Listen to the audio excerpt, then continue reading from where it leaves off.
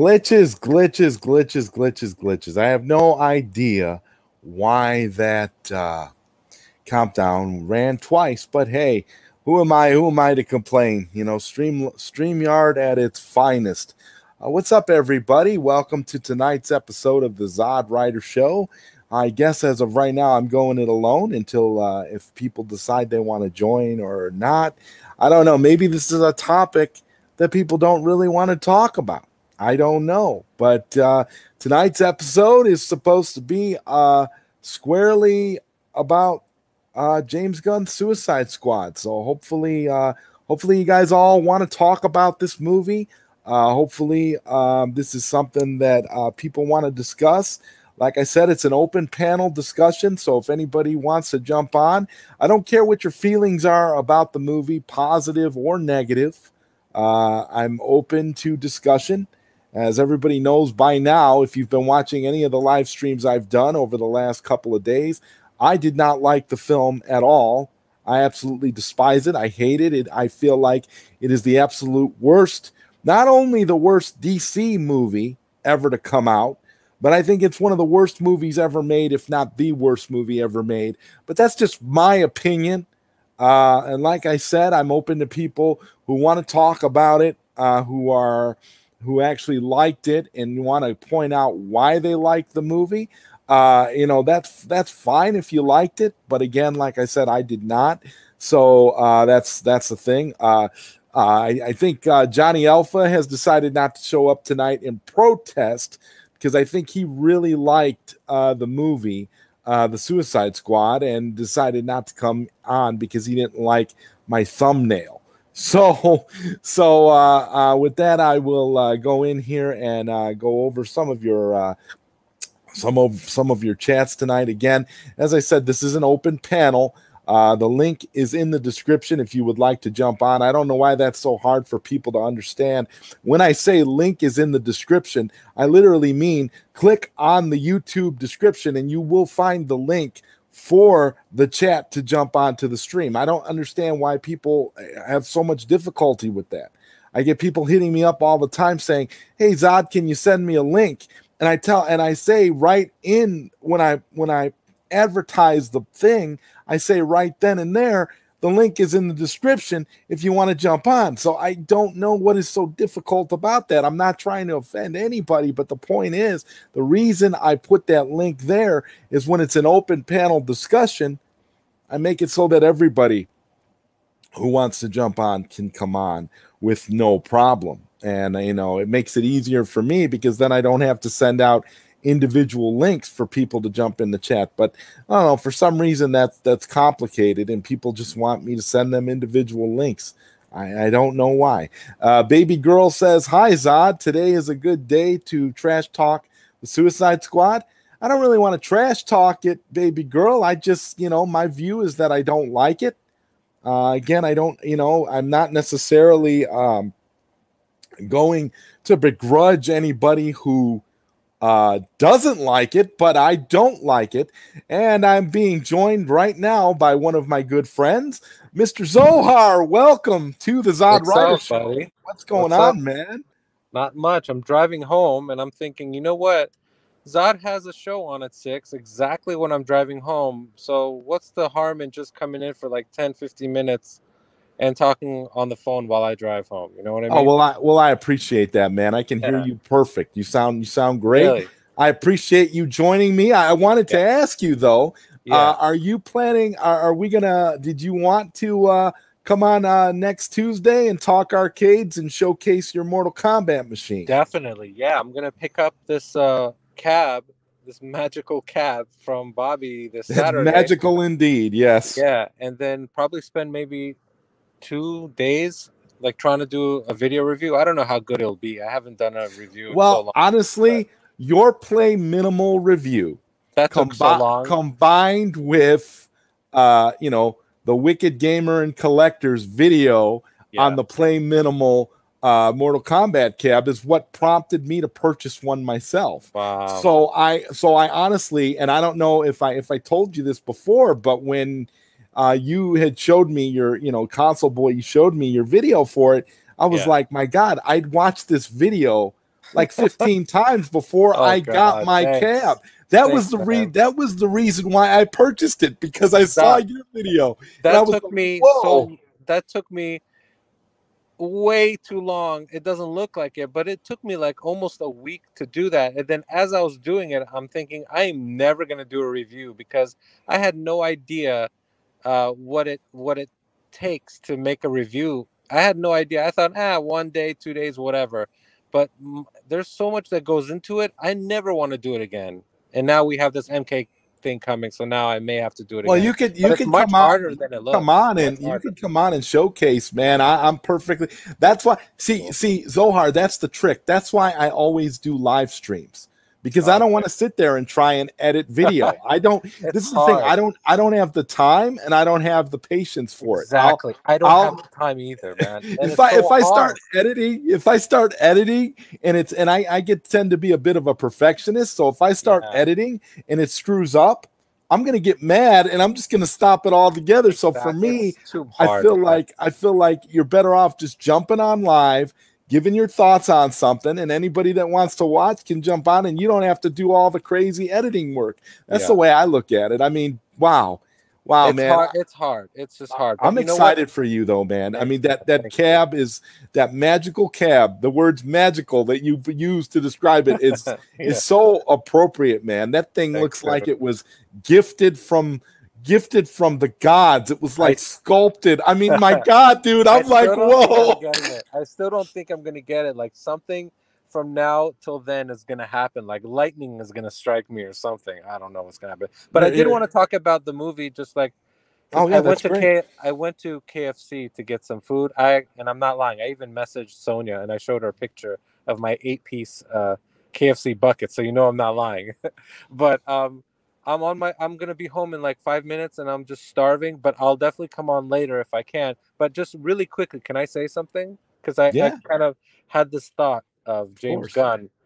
Because I analyzed that shitty, I can say shit, right? Yeah, of I guess course. I guess I just did. I can I wanted to analyze, well, I did analyze the hell out of the movie because the movie was so boring. There was nothing else to do but just to analyze it. And I thought um there's a reason why James Gunn did has like every character is so outlandish and so ridiculous. Like that guy with the arms that's detached, and the starfish boss, and the man shark, and that irrelevant penis, and then the polka dot guy. All that stuff. I'm thinking, you know what? There's a reason why he did all of that, and I think it's because he has a lot of insecurities. Like he did all of that to hide the fact that there's no story. So what else are you gonna Right. do other than be crazy with all these characters that are just stupid? It's because you have to make up for it somehow. And you can't make up for it with giving us a brilliant story, a deep story about characters that we care about. So, what does someone like that do if they're so insecure that they can't write a good story or tell a good story? They make characters like Polka Dot Guy and Starfish Boss. So, that's what I was thinking. I was like, oh, now I get it. James Gunn did a crazy, crazy movie because he had no story to tell, and he just wanted to hide his insecurities that he doesn't know how to tell a story with these crazy detachable arm character idiots, pretty much. Mm-hmm. So that's what Yeah. I thought. I thought, Yeah. okay, I'm just gonna give them my therapeutic 2 cents and then go home and destroy these KFC Okay. legs and thighs. I totally understand, man. That's great. I'm glad that you came on and gave your analysis of that, because for me, it really was a movie that just disappointed on every single level. And the thing was, I had no hype going in. I tried to keep an open mind. I didn't know what it was going to really be like, but Yeah, I thought it was going to be at the very least better than what it was. So yeah. yeah.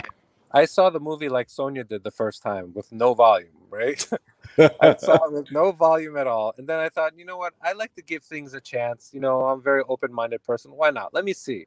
And I think the movie was even worse when the audio was on, when there was dialogue. I actually Right. enjoyed the movie more with the volume off. With the volume off, because you're just getting the goofy, I don't out of know. context visuals that don't really make any sense, Yeah. and that's actually better. Yeah, I was more bored listening to these characters talk about God knows what. I'm like, oh my God, I want to turn this off.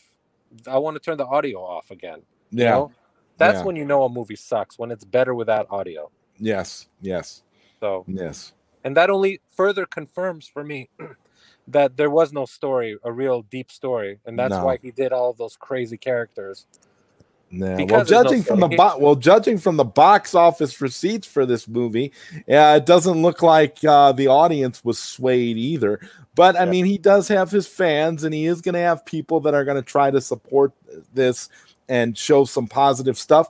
But I have yet to hear from anybody who can give me any specific positive examples of why this is a good movie. Watch the Angry Joe show.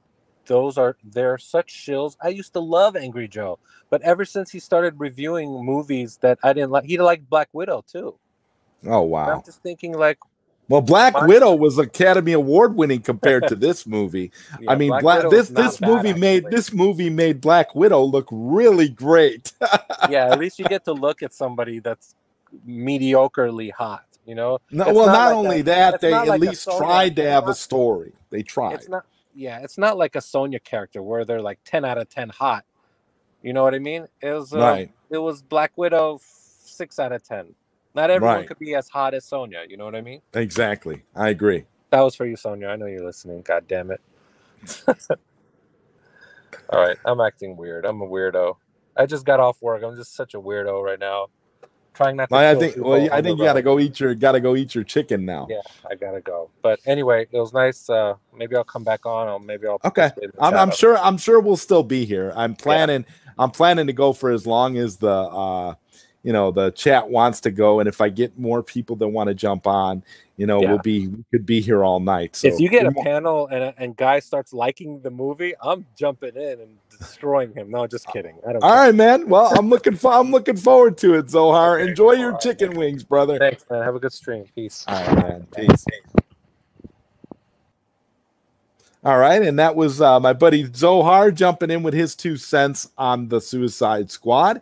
And now I'm being joined by another one of my frequent Zod Rider Show people in the chat. This is Rush. What's up, Rush? How you doing, man? Yeah, I'm doing good, man.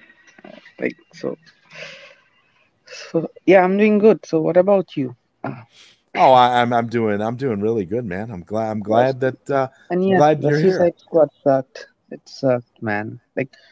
I was one of the guys who actually was a little bit optimistic about the film, though I wasn't because I loved Gunn's approach that taking the superheroes, those super villains who are not actually good. Who are not actually good in their job. But what happened was that movie sucked. The movie sucked. Yes. It was people are saying that movies can be in a lighter tone because there are DC comics that have a lighter tone. But what happened here was it wasn't like a DC kind of lighter tone comic book movie. What was it? It was just an MCU movie that happened to be a R-rated one. That's what actually happened, and that's utter And Rush, bullshit. we are being joined right now by another good friend of mine. This is Parademon 44. Hey, man. And Parademon has some great takes on this whole James Gunn debacle too. What's up, Parademon, man?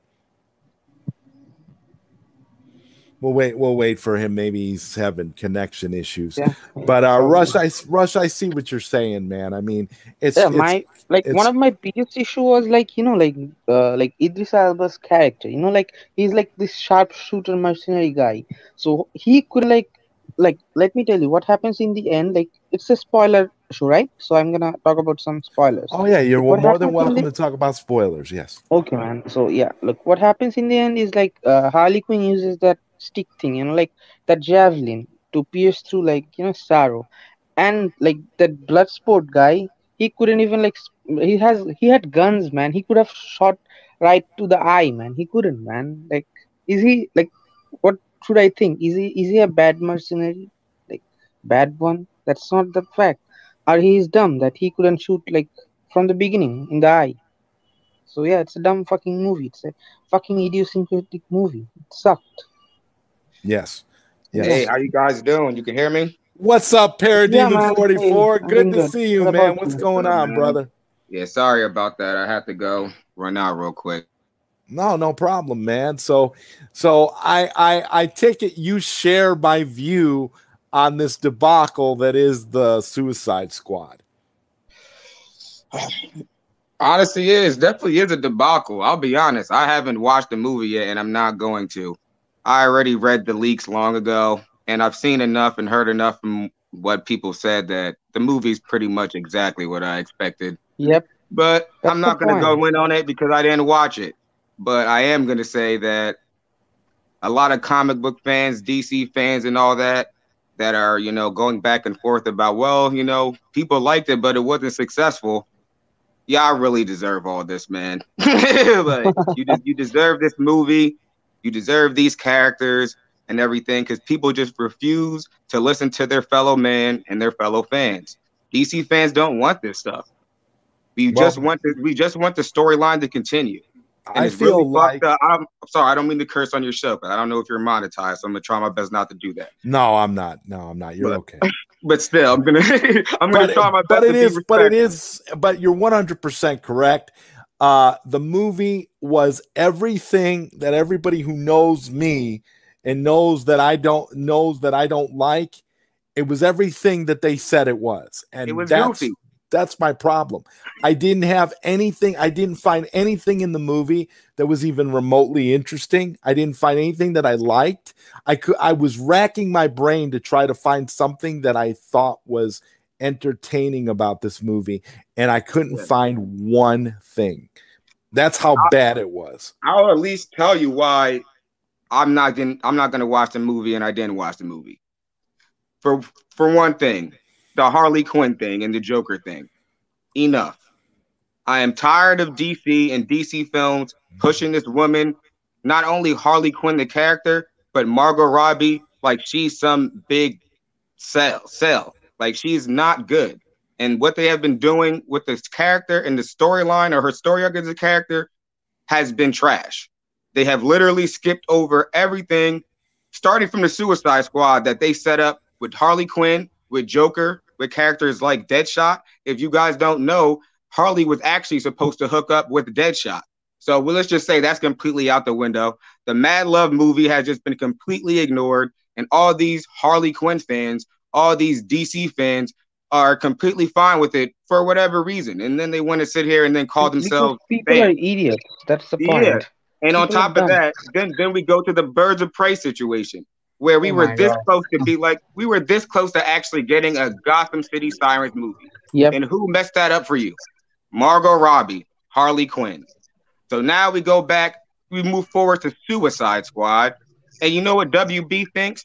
Oh, all we need is this stupid girl, Harley Quinn, in the movie because everyone loves Harley. Everybody wants to see Margot. We can just fill this movie with a bunch of no name, not only characters, but in some senses, actors. Like, come on, they even used this movie as a vehicle to finally get John Cena on. This was also a John Cena vehicle.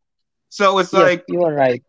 What's going on here? Like, where is any of this stuff going in the sense that you're going to anybody that's seriously going to sit here and wherever you're at in the world and say that you believe that Harley Quinn has enough pull over Batman, over Superman, over Joker, over Deadshot, over all these pretty much top-notch characters, and she's enough to uphold the franchise. Get out of my face with it. They also killed Boomerang. Like he's one of them. I'm gonna get into that too with the movie, and also why I'm not gonna watch it. You feel me? All these people want to talk like they're fans of Suicide Squad, and I'm not really even that big of a fan of Suicide Squad. But now I'm starting to think that I'm wrong. I'm starting to think that maybe I am kind of a big fan of Suicide Squad because they killing off Captain Boomerang in the first 10 minutes. What are you talking about? When the fuck did that happen? Does that happen in any comic? Not only that, they killed off Rick Flag in the movie. Yeah, I was going to say that next. They let John Cena kill off that Rick Flag is the leader of the Suicide Squad. Right. What are you guys talking about? So what if they just killed off the fucking Red Ranger in the second movie. Might as well. Oh, well, yeah, like y'all sound dumb. Now, you feel what I mean? You're trying to justify them killing off important characters just for dumb fun when there's no storyline here. It's I not have an going anywhere. objection. The Like in the storyline that was film, set up in Suicide Squad has been completely thrown out. Yep. To the point where they killed Rick Flag. Yep. The Yeah, and leader of not the only Suicide Squad. not only did they kill Rick Flag, but they let John Cena do it just to put over John Cena's Peacemaker TV show. And we all know that's going to be great. Hard, man. And this is valid. So this is valid that we're just going to keep gassing up Harley Quinn, even though she's a box office bomb at this point. Harley Quinn sucks as far as the films. Nobody's interested. And we're just going to fucking kill off other important characters that can be used to continue the Suicide Squad storyline for what? Let's be honest, just so they can get rid of the Snyderverse characters. Oh, everybody dropped out. Looks like Dod's having a bad connection.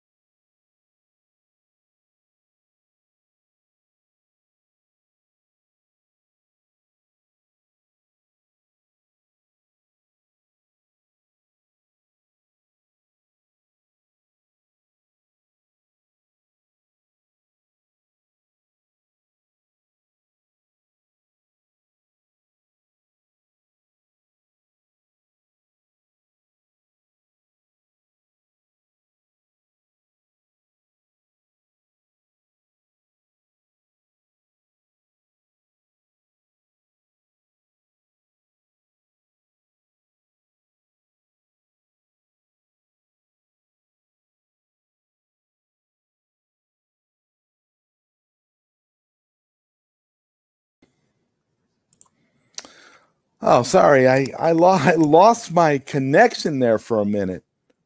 You still there, Parademon? Sorry, guys. I lost my connection temporarily, but I'm back now. Hopefully everyone else will be back too. But in the meantime, let me check here and see what's going on here with the chat. RJ, Resident Justice says, finally, this one has been a long time coming. I have a feeling I'm going to disagree with you, Zod, but it's all good.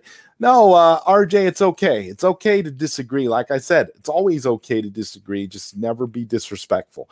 And I felt like this movie, The Suicide Squad, was disrespectful to me as a DC fan. I felt disrespected when I saw that movie. But that's just my view. I was disrespected with that movie. Welcome back, Parademon. Sorry about that. I lost my connection. I agree. The bigger point I was trying to make was I also feel I've been felt disrespected as a DC fan. And I also feel disrespected that all these other comic book fans, I'm about to draw the line between y'all, all you manga fans, all you Marvel fans, all you Image comic fans, whatever the fuck papers you guys are reading, gonna come over to DC fans and tell us how they should be running the DC films or DC animations when y'all really don't even give a fuck like that. Let's be honest. Because this is how I know they don't give a fuck like that. They're right. When it comes to Marvel, movie, they'll understand and they'll completely understand why Marvel fans want to see the Avengers play out their storyline. But when DC fans say the same thing when it comes to DC films, it's all this bullshit. It's all this, with the comic books, anything can happen. Like, oh man, it's just movies. Like, just let them have fun. I'm tired of it. I don't want to hear any of that shit anymore because especially with this Suicide Squad movie, it was completely pointless. Completely pointless. Not only in the overall storyline and what's going on from DC films from the beginning, but from the perspective of Suicide Squad. Whether you want to say that movie was chopped to shit or not, there were storylines set up in that movie. And for the last 5 years, WB has been purposely avoiding them. When fans have been asking them to make these movies, make the Mad Love movie. They were talking about that for years. What happened? Make the Gotham City Sirens movie. Fans wanted that Galvin O'Connor Suicide Squad movie that was going to be a direct follow-up to the Suicide Squad. Fans wanted the direct follow-up from David Ayer, and fans like myself, we were willing to forgive the fact that Suicide Squad was a little chopped up if they would have just let David Ayer do a direct sequel, because you can save a franchise with a sequel. Yes. But no, we're 5 years down the line now, and what do we got? We have a gore slapstick movie. This shit is like a 70s B movie, the way people are describing it. And like I said, it pushes nothing forward. So what is this going to do for DC Films? And it flopped. So what does anybody really have to say right now? DC fans want to see the storyline continue. Whether I'll say point blank, whether it be through Zack Snyder or whether they get another talented filmmaker in there to be like, we're making Justice League 2 and 3 and wrapping this shit up about the characters that people actually want to see. Finish the storylines that people actually want to see. I don't give a fuck about your comic books excuses. Oh, this could happen and that could happen and this could happen because it happened in the comics. You know how many comic book runs there are? There are thousands. And let's be honest, American Western comics are trash when it comes to continuity compared to Eastern comics. Our continuity is shit. I can pull out any fucking comic, a bullshit ass comic, and validate anything that's in a movie. I can pull out a bad comic and say, well, it happened in a comic. But then if you see it in a movie, it doesn't matter. It's still stupid. And that's the whole point. Well, like when they referenced the Superman getting shot and getting put into the ICU. When they did that, when they referenced that, people are arguing, oh, but that actually happened in the comic books. Yeah, but that doesn't mean that it's important and that it needs to be referenced here. That's my issue. Just because it happened in the comic books doesn't mean that it needs to be referenced in a movie. And if it does, at least put some context in it and make it make sense. And with that, we have Prime on the line. Prime, what do you think of the Suicide Squad? What's your opinion, man? What's up, ladies and gentlemen? Good evening. Hope everybody's having a nice one. It's good to hear everybody's outlook and opinions. And it's good that everybody have their own outlook and perspective. Me personally, I don't see a problem with the Suicide Squad. It was entertaining for me. It just had a lot of comic elements for me. I mean, everybody that know me, I'm about comics. So I'm about source material and what elements that they put into the actual movie. You know, there's certain things about the movie I didn't care for, but, you know, hey, I enjoyed it for what it's worth. You know, my wife, she didn't care. So she said, blah, she gave it an L. So, I mean, everybody's perspective is completely different, but, you know, it's good to have your opinions and, you know, to look at it, you know, all we can do is just, you know, it's just a different take. How I'm looking at it is, you know, if it's for the box office, if you're just going about money standards, if you want to go about money standards, well, a lot of people ain't going to the theater. So, you know, I'm looking at it from a logical standpoint. A lot of people are not going to the theaters. You know, there are so many movies that's actually coming out, and you got so many movies that you can choose from. You know, it is what it is with all the stuff that's going on. So you got to look at it from like that. So, you know, do I think is it divided between fans? Absolutely. I mean, everybody's entitled to how he or she feels, their outlook. You know, I think it's just good for, you know, everyone just to have, you know, multiple different type of takes. I mean, the only thing that I disagree on is that, you know, David Ayer, he got shortchanged, and they gave James Gunn his full reign where they didn't bother him with his. So and he didn't deserve it. Let's be honest. Right. So I mean, that's why I'm really not off it. Well, you know, I'm kind of mad at David Ayer too, and I'm gonna tell y'all why. I feel like David Ayer kind of shortchanged himself by the way he's been handling the situation. Because we have to remember, at no point did Zack Snyder ever come out and defend the 2016 version of, or 2017, version of Justice League. He never came out and defended that movie and said, this is my movie. I support this movie. David Ayer has been Mr. Nice Guy this entire time. And what Snyder never came out and supported WB on anything at all until he knew that he was about to get the Snyder Cut. And the only thing that he supported was Wonder Woman 84. And people say he was doing Patty Jenkins a favor. Get the fuck out of here. He was doing Gal Gadot a favor. That's the real truth. Yep. That's really why he did that. He didn't do that to support Patty Jenkins. He only did that because Gal Gadot is his homegirl. You feel what I mean? He's been holding her down for years. That's the only WB thing Zack Snyder even really backed since the Snyder Cut shit. You notice how Zack Snyder never came out and said Suicide Squad. He supported, and he never said anything good about WB since Justice League. So David Ayer's on some bullshit just for that. Like David Ayer been bootlicking WB. Let's be honest. And it's not even working. And I'm not gonna knock him because he is working on a WB film right now. He is doing Dirty Dozens, but let's not play this game. It's like, bro, you're in the studio. You're trying to play the studio game from within the studio. That's what David Ayer is trying to do right now. Well, you have to look at it from the other flip side of the coin, because you're taking an emotional approach instead of looking at it from a business perspective. See, David Ayer. Man, I'm not taking an emotional approach. I'm saying for what it is for facts. That's what happened. Okay. Zack Snyder did not support WB during the time when WB was doing him dirty. Hey, David Ayer took a different approach. Point blank, period. I can like that or not, or anybody can like that, but he did take a different approach because he's still at the studio. That's true. He took a different approach because let's put it in this perspective. Okay, now David Ayer, when he put out that letter that he put out to the public that let everybody know what was going on, I completely understand his outlook. See, he is a businessman. He's being a better man, and at the same time, he has a family that he got to take care of. So at this particular time, he's worried about his job. So whatever job that he has responsibilities. So he's not lashing out. He's doing the actual political thing to do. Not saying behind the scenes that he was not upset. Not saying that he wasn't upset behind the scenes. Because I truly believe that he was extremely pissed off that they sabotaged his film. So I truly believe that.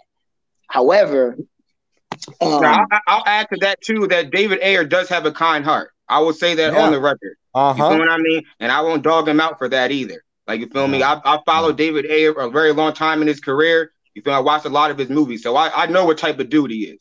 And he's an army dude too. And dudes like that, they're not going to push all that type of aggression. Let's just say that. Exactly. I mean, so I'm looking at it from his perspective, and you have to look at it from that side. Now, do I think that we will actually get his version of the movie? Absolutely. The question is when? Now, because it has been pushed out there by a lot of people and it's been asked about. So we will get his. And the thing about it is that it doesn't need a lot of work to be done. His is going to be quicker than it would have been Zack's. So that is the good thing about the whole scenario. So it's good to have both. I think a lot of people are really going to see now that, once David Ayer's version comes out, I think a lot of people are going to see that,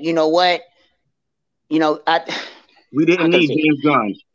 Right. Well, no, it's not that. It's good to have another take if you want. It's fine. I'll agree with you on this point. It's great to have another take, but we didn't need James Gunn specifically. I would have loved if it was another director that came through and directed Suicide Squad, Suicide Squad, Arkham Asylum, whatever. You feel me? But James Gunn was not the guy. And whether people want to acknowledge it or not, him making this movie made the situation 10 times worse, not only amongst fans, but you feel what I mean, in the media. Because you can even see what's on the screen right now. I was going to hold off before I bring it up, but it's like, yo, dude got this pedo charges on him, man. They was even talking about today that another one of his homies is getting charged with pedophilia, bro. And they had it in the court documents that man, they had. I don't even want to say it on your show, bro. They said some crazy shit in that court documents, bro. They said they was abusing children at that party. So Well, all right, and Showcase Well, I'll just leave it at says that. says here, and this is a point that he brings up, and this is one of my biggest, my biggest pet peeves about James Gunn. I can't understand how this man keeps people make it seem failing like we hate upward. different He keeps It's not failing that. upward. He fails upward. He gets fired from Disney, and then he gets a job at WB, gets to make whatever he wants, makes this movie, right? And then he gets rehired by Disney to come back. So he made out better on the deal than he would have if he didn't get fired from Disney. And Showcast says, let's say it now. Anyone defending the Suicide Squad, and James Gunn specifically, are defending child molesting and murderers. And let's be honest, the biggest issue I had with that movie, among all other things that I didn't like in that movie, and there's a laundry list of things I didn't like, but the main thing I didn't like is that character, the Weasel, that ate those children and that allegedly did all these despicable things to kids, was left alive at the end of the movie. Now, I'm going to be honest with you. If WB really cared about their reputation and really cared about, making a movie that was accessible and was it going to be acceptable to DC fans, and we saw what they did to David Ayer, we saw what they did to Zack Snyder, why was it appropriate to leave a character alive that has the reputation of eating children? Why was that allowed? Why was the character kept alive at the end of the film? That's all I want to know. When they killed the character off at, probably about, a little bit, or, not quite at the very beginning, but they killed him off, sort of, I would say within like the first 15 minutes. Now, here's my thing. I know about the Weasel character. I understood the controversy surrounding that character. So when James Gunn killed the character off or made it seem like the character died, at that point, I kind of gave James Gunn a little credit. I'm like, well, at least, he killed off this despicable Weasel character. But as it turns out, the character is still alive and is coming back for future films. And to add insult to injury, it's James Gunn's brother, who's another weirdo, who plays the Weasel character. And that means that the Weasel is going to be in more James Gunn films, because DC made the announcement right after that movie that James Gunn will be back for more DC movies. So this isn't just a one-off. This isn't just some crazy wet James Gunn fever dream. This is the start of a working relationship between Warner Brothers and James Gunn. Yeah, and if you like this movie, you're going to get more. Yeah. Oh yeah. Because even today, I read an article that said that the dude Jimmy Urine, James Gunn's friend, who's about to get bagged off the pedo charges, they said he was in Guardians of the Galaxy 2. And this is what I'll say. You can like the movie if you want. Like, I'm not the type of person that's going to be going in on people for liking what they liking movies. I like a lot of movies that people don't like. One of my favorite movies is Howard the Duck. I love that movie. I love that movie, 44. Oh, come on. But one thing I don't like, especially when it comes to films in Hollywood specifically, is when you got weirdo ass people that got all this weird shit going on around them, and then they come out and want to make weird ass movies. All these goofy, weird. Let's be honest. People have already said it for what it is. All these R-rated kid movies. That's what the Suicide Squad is. It's really one of them R-rated kids movies. All this goofy, silly shit happening, dumbass storyline that really is dumb. So either a young person or a dumb person can keep up with it. And then you got all this slapstick, stupid blood and gore, all this nonsense in it. It's like, and then you look behind the curtain or look behind the camera, and the dude who's making this is kind of a weirdo. And then one thing I don't like about comic book fans, or especially comic book movie fans, or I'll just say comic book fans, period, is that y'all ignore too much shit. Y'all have this shit sitting right in front of y'all face, and then y'all do anything not to talk about it or acknowledge it just so y'all can make it to the next comic, to the next movie, all this dumb shit. Well, guess what, man? Suicide Squad just flopped. And then today's Monday, right? If I'm not mistaken, or is it Tuesday? It's Tuesday, right? Tuesday. Just off Tuesday. Now they coming out saying another one of James Gunn's homies is about to go down for pedophilia. One of his best friends already went down for pedophilia. Period. So as they say, where there's smoke is fire. I'm not supporting this guy. No, Like, you know what I mean? I'm not either. And everybody who's talking about they're willing to support this guy just for more content, for more comic book movie, because you like Weasel, because you like Peacemaker, I don't give a fuck. You're on some bullshit for that. You can like the movie and you can enjoy the movie since it's already made. But if you're going to be sitting here pushing this James Gunn agenda and telling us DC fans that we need to accept this guy and just roll over and accept the pedo agenda, we're not about to do it. No. We just had Zack Snyder over here. We just had Nolan over here. Before, back in the day, in the past, at DC, we didn't have all these weirdos around. Now they're talking about bringing Taika Waititi. Oh, yeah. And I ain't trying to put nothing on him, but he's another one of them guys that be making these goofy movies. Yep. And I'm trying to tell you, in the future, this is going to become a narrative. It's already becoming a narrative. I already have people in my own real life telling me, like, yo, people are tired of all these goofy-ass movies, even the comic book movies. Well, you have to. So we're gonna let's veer off the pedo conversation and just go into the movie conversation. That people are just tired of these types of movies. Period. You can say you want a different take and this, that, and the third, but it's like we already had like damn near 35 goofy ass comic book movies. How many serious comic book movies have we had in the last decade? Well, and then people still want to talk this shit about fun, and the general audience is getting tired of this shit. It's not just the comic book fans.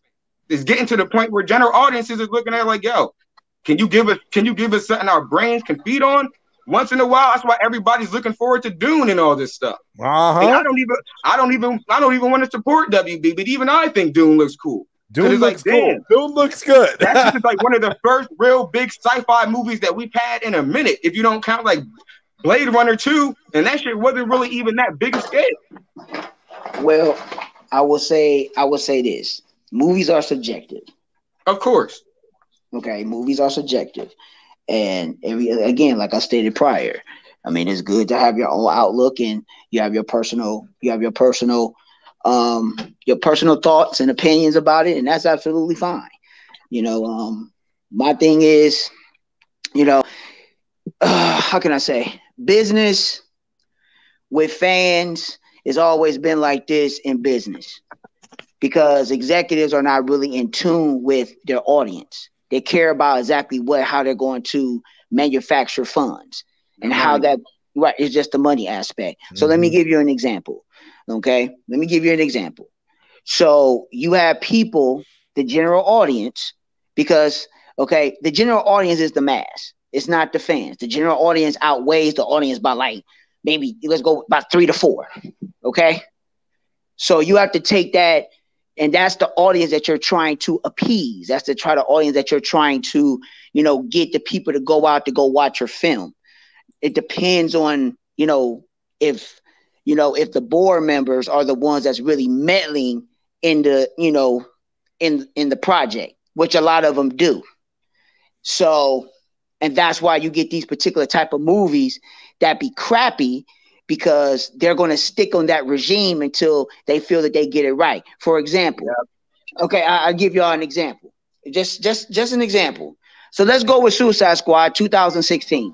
With all the meddling that was done by the studio, even though that movie almost made $800 million, they don't care about the critical reaction.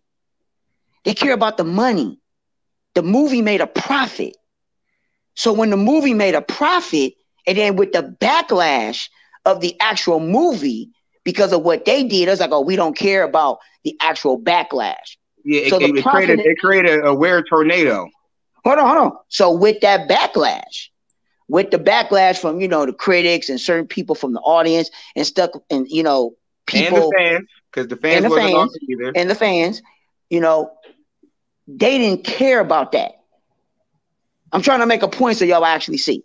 So with that, they got the money. They made a profit. That money went to this Suicide Squad that they brought out. So with the reaction and the people tripping out, they decided to go a different route. The only reason why the characters that were in the prior Suicide Squad, because they're still under contract. Zack Snyder was mentioned and Deborah Snyder as executives because they're the ones they brought those characters in because of the Directors Guild. So what I'm saying to you is what I'm saying to everybody that's out there. That's what these executives and what they do. It's very frustrating. It's just like Justice League. If Justice League was successful, we would have never got the Snyder Cut. And that's a fact. We would have never got it. It wouldn't have mattered how much we would have campaigned. It wouldn't have mattered how much. It doesn't matter how much we campaigned. If Justice League would have made $1 billion, yeah, we would have been up shit's creek. We would have got would have got an extended version of the Whedon version. Nigga, we would have been on Justice. We would have been on Justice League 2, directed by Joss Whedon right now. Yeah. Right. So let's just say that it did was successful. We want to never got it. With it flopping, WB is thinking, well, basically, I'm just trying to give people an example on what executives and how they look at certain things. Y'all got to remember, I work for EA Sports too. So I understand what these executives and how they think in these board meetings. They're not the brightest. They are extract from their audience. All they care about is how to get people to pay for the product, to get you in the seats or to purchase the product. That's all they care about. Or they give you a gimmick to draw you in. Not all of them are like that, but a lot of them are. So back to the point what I was saying was all of them kind of damn near are like that at this point. Let's be honest. True, except some of them, because some of them actually have common sense. We cut out the smaller studios, and but the bigger ones. Right. The bigger studios are kind of stupid. There are some studios that really know that. For instance, well, let me get to my point, and I'll say this. Like, for instance, so with the Justice League, so with it not making so much money, they said, you know what? Well, from the tabloids and the reports, I think everybody already know what I'm getting at, is that they said that Zack Snyder's version, they didn't like it. So they wanted to change it because of that. Well, it didn't get what they felt. They fucked up. So let's go ahead and put out to prove our point. Why do you think they never gave out the numbers yet? Because they know they look stupid. Yep. They don't want to look stupid because their egos and everything are shattered. So they're just going to ignore everything that's out there. They only put that out. They was never going to put it out. Like Deborah Snyder said, if it wasn't for HBO Max, we would never seen it, ever. If it wasn't for HBO Max, we would have never seen it. So with the business opportunity to launch your platform and to get people to come to your platform, why not do it? That's the only reason why. So we have to think there's a blessing that we got HBO Max to get it. So with Ayers cut, I also would like to give credit to the fans too, because fans were smart enough to capitalize on the fact that that WB was coming out with a streaming service and to put all our energy towards that. I'm not going to say that that's what pushed the ball over completely, but I do feel that if we didn't focus so much on HBO Max before it was officially released, it may have been a different story. Yeah, it was definitely a factor. It was definitely it's a factor. So I'm going to get my point, and everybody else can interject. So the point I'm trying to make is that you have to look at these factors on what executives do to try to make a buck or push something. So now we are in this pandemic. So the theaters are opening back up. All this bogus COVID crap. I ain't in that shit. But my thing is that now we seeing things rise and now they're about to fall again. So you have to understand too, this year alone, and I think a lot of people didn't take this into consideration, that Warner Brothers, Warner Media, they bite themselves in their own foot and they contradict themselves in a lot of ways. Why don't you put out your numbers so people can find out exactly what's going on with your platform? They're not going to put up viewing numbers. All they care about is sign up numbers. They care about the sign up numbers. They don't give a fuck about the viewing numbers. So the viewing numbers is what matters too for people to sign up, so they will actually see, oh, people are watching it. Let's go ahead and take a look. Let's sign up for it. I think people will actually, take it to consideration to sign up for a month. They will actually do it to watch a movie. But if you're not going to put out your numbers to showcase, how your IPs on your platform is doing, how would people know? It's all speculation. Right. It's all speculation with third parties and stuff like that. I'm not disregarding Samba and and I can't think of the other one. I'm not disregarding that because I believe that their numbers are legit because of the chips that are in the actual sets that they have. I'm not disputing that. All I'm saying is that HBO Max shoot themselves in the foot and contradict themselves. So they're shooting themselves in the own foot. I won't say the Suicide Squad is a flop because you still have to find out what people. You got to remember, we're back in this pandemic crap. People are not going back out to the theaters. If you are going to go. Now, the next movie that I'm going to go to, and I'm going to go to the theater, I'm going to see Ghostbusters Afterlife. I'm definitely going to the theater to see that. Yeah, I might check out Ghostbusters. Right. So that's the only thing that I care about. Like, for instance, there's a lot, and Dune. I'm interested in seeing Dune, but since it's available on HBO Max, I'll just watch it at home. I don't need to watch it. You know what I'm saying? Ghostbusters, I don't have a choice because it's not on a streaming platform. You got to go to the theater to watch it. So WB got to understand is that they have to deal with what they got to deal with.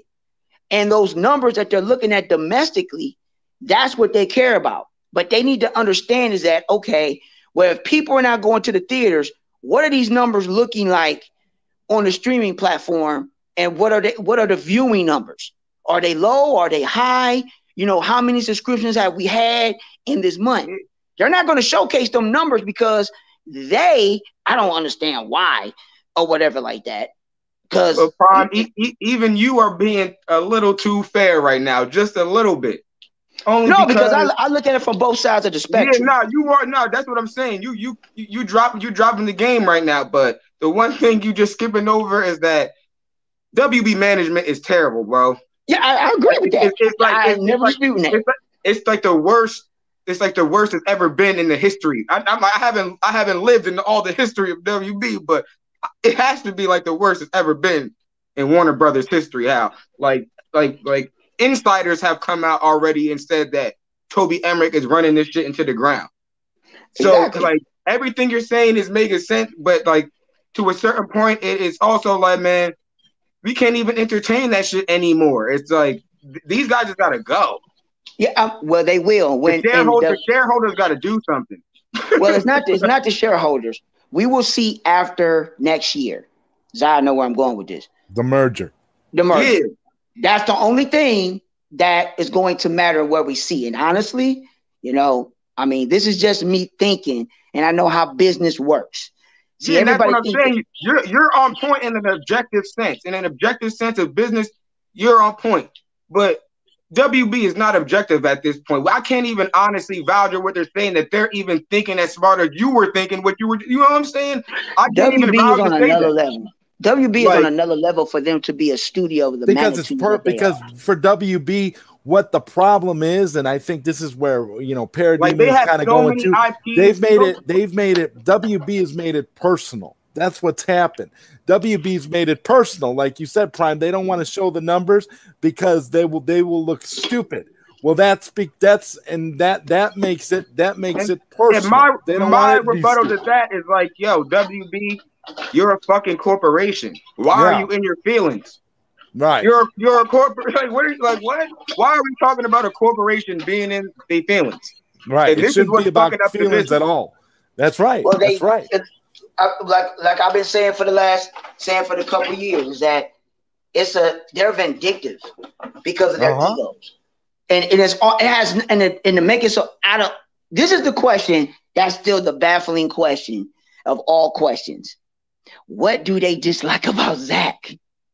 That was the whole thing. What did they dislike about Zack Snyder that was so bad? That was the whole thing that I was, that was the whole question. I figured it out already, though. This is what I may think is the truth. My opinion from what I put together over the years is that Zack Snyder was the godfather of DC films. He may have not had the official position as a title, but they've already come out and said this at this point. I think that around the time, because everybody knows about the stuff with Jeff Johns and the comic book brigade trying to go to war with Zack over the IPs. We all know about that. Whatever. But I think around the time when Marvel started to blow, and then they have put on Zack Snyder to, let's do some Superman films, some Justice League films. Like back in those days, it was more simple. I think when the MCU stuff popped off and all that, they regretted how much power that they gave to Zack Snyder, and they wanted to take it away from him, but they just didn't really know how. So they kind of just attacked him from all different angles. You feel me? You had all these different, and that's just me saying it in a nutshell of what could have happened. Because that's the only thing, unless it's something that's really, really personal, that's the only thing that I can think of in the business. Really, really personal. What else could it be? It's just really that crazy. I could think about it like this. They did give Zack Snyder, they gave Zack Snyder Olympus, essentially. They was like, here, bro. Hey, take Superman, Batman, Wonder Woman, Jet Flash, Green Lantern. Like the only one they really didn't give him was Green Lantern, and they did give him Green Lantern. Like, well, they didn't give it to him for some stupid reason, which some contractual thing about they were going to use it, which is the most idiotic thing I've ever heard. Exactly. Like, come on, they gave some Green Lantern, and then they came up with a bullshit excuse afterwards. Right. It was just something that was completely idiotic. And then the scene that they took out with Jared Leto. Now, I'm going to put it to you like this. They gave Zack Snyder the whole DC universe damn near and was like, yo, do whatever you want. People don't want to say it like that, but that's kind of what they did. You feel me? They let him cast all those characters. Right. And it's sad on just this the whole outlook of this whole situation and what is going on. So I know and I understand people are upset. It's just that I could just say me personally. Am I looking forward to, as a moviegoer, am I looking for all the other DC films? No, I'm not in a rush. As a DC fan, absolutely. I will gladly watch them because I am a DC fan and want to see what they're trying to do with it moving forward, what they're trying to do. Yeah. Do I already know how the movies are going to turn out? Pretty much, probably. Absolutely. You know, I already know because they already have their agenda of what they want to do. We will pretty much see what's going to happen after next year when Flash comes out. We got the Suicide Squad. A lot of people, like I say, you don't like it, Zai don't like it. A lot of people don't like it. My wife, she don't even like it. I enjoyed it because of comic elements. You know, the Bloodsport thing with the Superman thing, the Starro. Some of the, Suicide Squad. But you gotta admit, Prime, they didn't even. I'll say this: if there wasn't, man, if we just ignore all the bullshit with James Gunn, if that could ever be ignored, we're gonna hypothetically, if it was ever possibly could be ignored, you feel what I mean? And we just go off the movie itself, like, you feel what I mean? It's like, fuck it, it's just a comic book movie. I feel like a lot of this shit comes from the bitterness that people have from, all the shit that's happened. You feel? If this movie just came out in a vacuum and all this stupid shit didn't happen, then I'm pretty sure a lot more people, a lot more DC fans would probably be open to it. They may not still love it, right? But they would. You feel me? But it's like this. There's a high level of bitterness within, you feel me, the DC community right now. Something else. What I'm saying 44 is if something else crazy comes out about, if some new stuff comes out about James Gunn in the coming months, and it turns out that he really was involved in some of that really crazy despicable it'll crap. Just be another thing that we were right about. It'll be another thing we were right about, and it'll be another black eye on DC. It's like they didn't learn. Damn. It's like they didn't learn when they brought over. This is what I don't understand. They didn't learn when they brought over Joss Whedon and all that creepy stuff came out about him. They didn't learn when they brought Joss Whedon over there. They have to go and pick up the biggest creep of the creeps. They had to bring over James Gunn. And now if stuff comes out, because like you say, his buddy just got busted.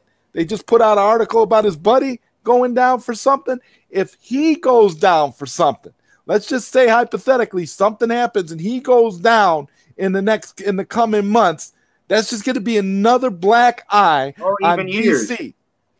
That's going to be another black eye on DC, man. Oh, you talking about Gunn? Yeah. Because then listen, and Zack Ryder is right, because the same shit already happened with X-Men. And people don't want to say that, but that's the real reason why motherfuckers started taking X-Men 1 and 2 off their top 5, top 10 list. Because what happened with X-Men? I don't know what actually happened with X-Men. It's because of Bryan Singer. He was fucking little boys, and he directed the movie. Oh, Yeah, I didn't know like, that. I didn't know that. I didn't and know that. Yeah. that like real shit. Like, and I love X-Men too, especially back in the day. That was one of the best, comic book movies that came out. You feel me? Up there with Blade and even the Spider-Man movie. But it is an unfortunate thing, and it's unfortunate that you feel what I mean. The X-Men franchise still lived on well past that, and they did their thing. Hugh Jackman is still a legend. You feel me? Like, but it still is what it is. It put a little bit of an asterisk next to the early days of X-Men. You feel me? Yeah. The early movies. And I understand. Oh, go ahead, Zach. Go ahead. And I understand taking, separating the artist from the art. But when we talk about the modern age of these movies and the culture that we're living in, God help WB and God help DC if something else comes out about James Gunn. Because again, 44, that just means we were right. And once again, it just goes to show the incompetence of WB. I mean, I don't know how you're a big studio that sees what this dude got fired from Disney for. You see that stuff. You see those tweets, and you turn around and hire him for a DC movie. Yeah. I don't understand what goes on in the minds of those executives. That's why I don't Well, you have to put it like go in on it so much because it's like, man, that shit is wild. Well, some people's approach on certain things is a little bit different. Me personally, I don't care about a person's personal life. I could care less about that. So my thing is that it's not interfering with me. Now, if you so happen to you got accusations, if you so happen to get, how should I say, you get convicted in court or whatever reprimands that you get, so be it. That's on him or her or the individual. Me personally, I don't put the personal life of a person with the art.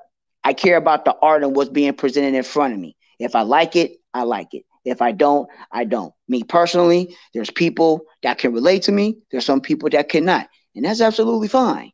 Me personally, I don't care about a director's or an actor's personal life. That ain't my business. Yeah, but the problem is it impacts the reputation of the studio at that point. Yeah, that's exactly. The problem. You're putting that, you put that out there, and then everybody think about it like this, Prime. Because something comes out about James Gunn, all that stuff that I was talking about earlier about the Weasel character is all going to come out. They're going to be like, oh yeah, now we know why that Weasel character was in the movie. Now we know why there was all them jokes about children in the movie. Now we know why Weasel was a character in the comic that killed kids. Yeah, I know, but what I'm saying is he took. But it even goes beyond that. This shit will affect Marvel.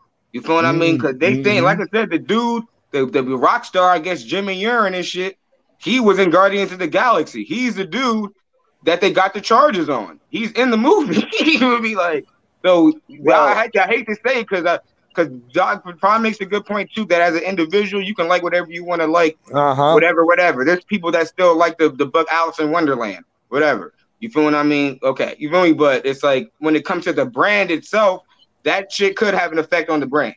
You feel me? Like, I mean, brand. Okay, for WB and hiring who they hired, until they are convicted in court and they have sufficient evidence, then that's when the actual reputation of that. Right now, it's a whole bunch of accusations. Now, if things so happen to add up with that, that's just how I look at it. I don't go by accusations. Yeah. You know, the person can be accused of something. That don't mean it's true. There's a whole bunch of stuff that can be out there. Once the facts is presented, is out there. Okay? So that's just me. That's my outlook on it.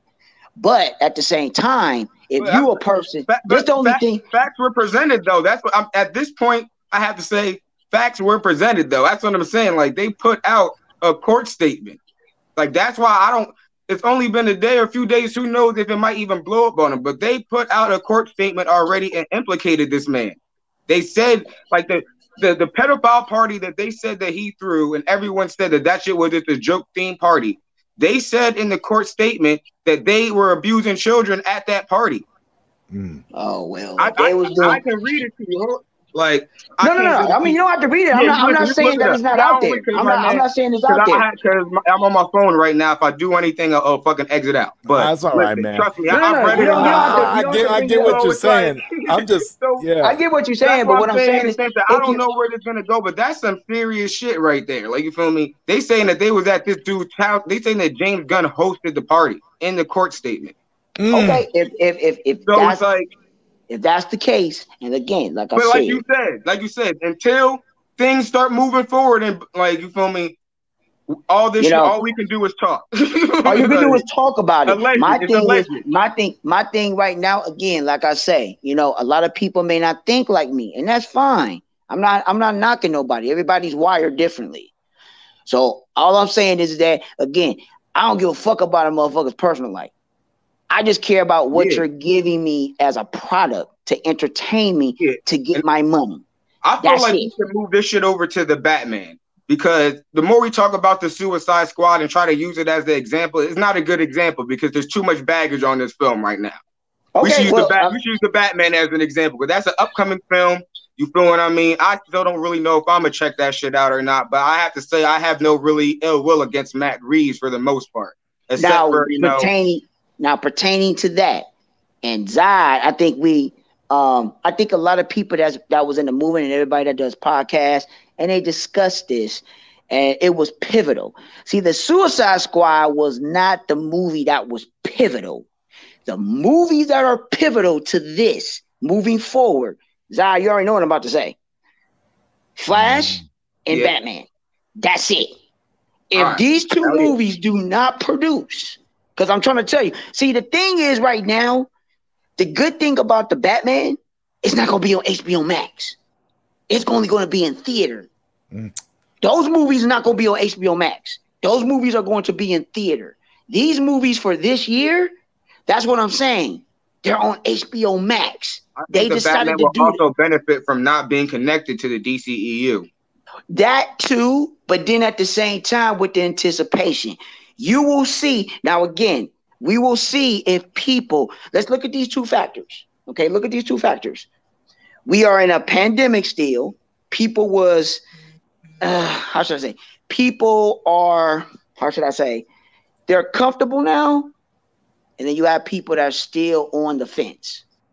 And then you have things that are opening up now, such as theaters, and now they're making all these mandates and stuff with the vaccination. Before you get in the theaters, you're gonna need all this stuff. I'm like, whatever, man, whatever it is. If you're gonna start doing that across the country, I think it's going to happen. I don't believe in vaccinations. I don't believe in that. That's just me. But everybody is on their own. But my thing is this: if they do that, it's going to be a hit, because either way it go, you will see a turnout. Is it just because of the pandemic, people are not going to the theater, or people just not interested? Let me ask you this though: you think it's going to make $1 billion? Hell no. No, because I'm gonna tell you why. Because again, it goes back. I get tired of all these tabloids and these. It's not about the tabloid thing. Of why I asked. The reason why I asked was because I just think if it don't make $1 billion, it's just going to be the same old bullshit with WB. I think they expect this movie to make $1 billion. Let's say this. Let's put it. Let's do another timeline. Let's take it off this timeline and put everything back to normal like it was in 2019. If we didn't have no pandemic, okay? If we didn't have no pandemic, we didn't go through all this crap. Let's just say we didn't go through all this crap. If Batman was coming out, yeah, I think it will make $1 billion, because people are going to go out. What I was saying about the tabloids and all these reporters and stuff like that saying, well, it's not the pandemic. Trust, it's the pandemic. People are not trying to go out to the movies all like that. Yeah, that's really what it is. It's not that people ain't trying to go out. They're just not trying to go to the movies. They just not trying to go out. There's people gradually going in. For example, me and my wife, we went out to movies. We watched Suicide Squad at home. But for the past couple of movies that we seen, when I went to go see Army of the Dead, okay? I went to go see Army of the Dead. I went by myself. If people saw my video, there was nobody in the theater. I was the only one in there. I was the only one in there. Then me and my girl, we went to go see, what what was that? We went to go see F9. Theater was packed. I'm making a point. People, whatever movie that they want to see, they're going to come out and to support. Now, with all this new stuff going on with this pandemic, now it raises the eyebrow for people to be like, because everybody was getting comfortable because all the stuff was receding. Now it's starting to raise again, supposedly. And it's raising again. Now you're putting all this stuff in people's heads. Now they're going to be reluctant to go out. And if people are not reluctant to go out, they're mandating now, as they've been saying in the news or whatever, which is whatever, you know, just the stuff that's been going around saying you got to be vaccinated with your CDC card for you to be able to enter to the movie theaters. Okay, so be it, whatever it is. When it comes down to that, I'll deal with it. I don't care. But if it does get to that, you will see drops of people not going to the theater because of that. So you will see the effects. The days of movies breaking $1 billion are over, I think. I don't think it's going to happen anymore. I think Avatar 2 is going to come out and kill the game. I think Avatar 2 is going to save theaters. You know what? That's a good thing because me personally, I'm just giving you my putting all bets on James Cameron. Let's go. Me personally, the reason why Avatar made so much money, it wasn't a good movie to me. It was just visually stunning. It wasn't a good movie. It was just visually stunning. And at that time for the visuals, I don't think Avatar 2 is going to be all that great. You want to know why? Because Avatar 1 came out in what? Was it it was the late 90s, wasn't it? No, that was like, I think maybe 2009. 2009? Okay. It was yeah, that shit was a long time ago, yeah. When did Avatar the movie come out? He's been talking about doing Avatar 2 forever, so no, the reason why I say that is because apparently Avatar 2 comes out next year, apparently, and they say they're not gonna move it again. They claim. Okay, so let's just say the people that are real fans of the story, they're gonna go out to go watch it. Me, I'm not interested in it. Avatar was a visually stunning movie. With all the new technology and all the special effects now that's advanced, people basically didn't seen all that stuff. At the time, it was a visual phenomenon. I was amazed when I went to go see it in the theater because of how visually stunning it was. Yeah. Wasn't a great story. The 3D on that shit was banging. Yeah, it was banging. It was banging. But if you're just going there for a visual experience, now I'm not trying to knock Avatar 2 because I don't know nothing about it. Yeah, the story might be better than the first story. I'm just saying in the sense of, you know, James Cameron, he's a juggernaut. You feel what I mean? He drops his movies. His movies always over exceed.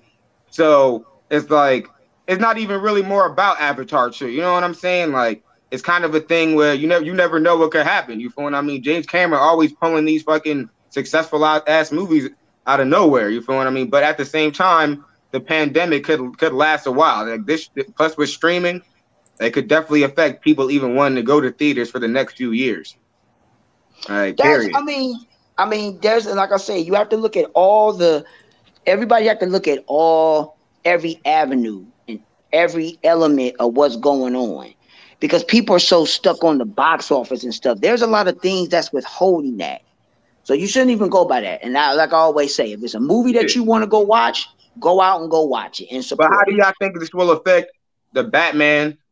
Like the thing with me with the Batman before we move over to the Flash, because I know y'all want to chop it up about the Flash. You feel what I mean? But what do y'all think the expectations are for this film for WB right now? Like, not even just speak for yourself too, because you know y'all are fans too, and you feel what I mean. You know, just movie lovers in general. You feel what I mean? So speak for yourself too. I would say Batman. I would just say Batman is going to be successful because of the name. And just because of the name, and Matt Reeves is going to direct it, it's going to be successful. It's not going to get $1 billion. If it does get $1 million, I would be fucking shocked. I really would, man. I would be shocked as fuck. Yeah, I would be shocked as fuck. I would be shocked. I would be so shocked if it got $1 billion. I'm like, what?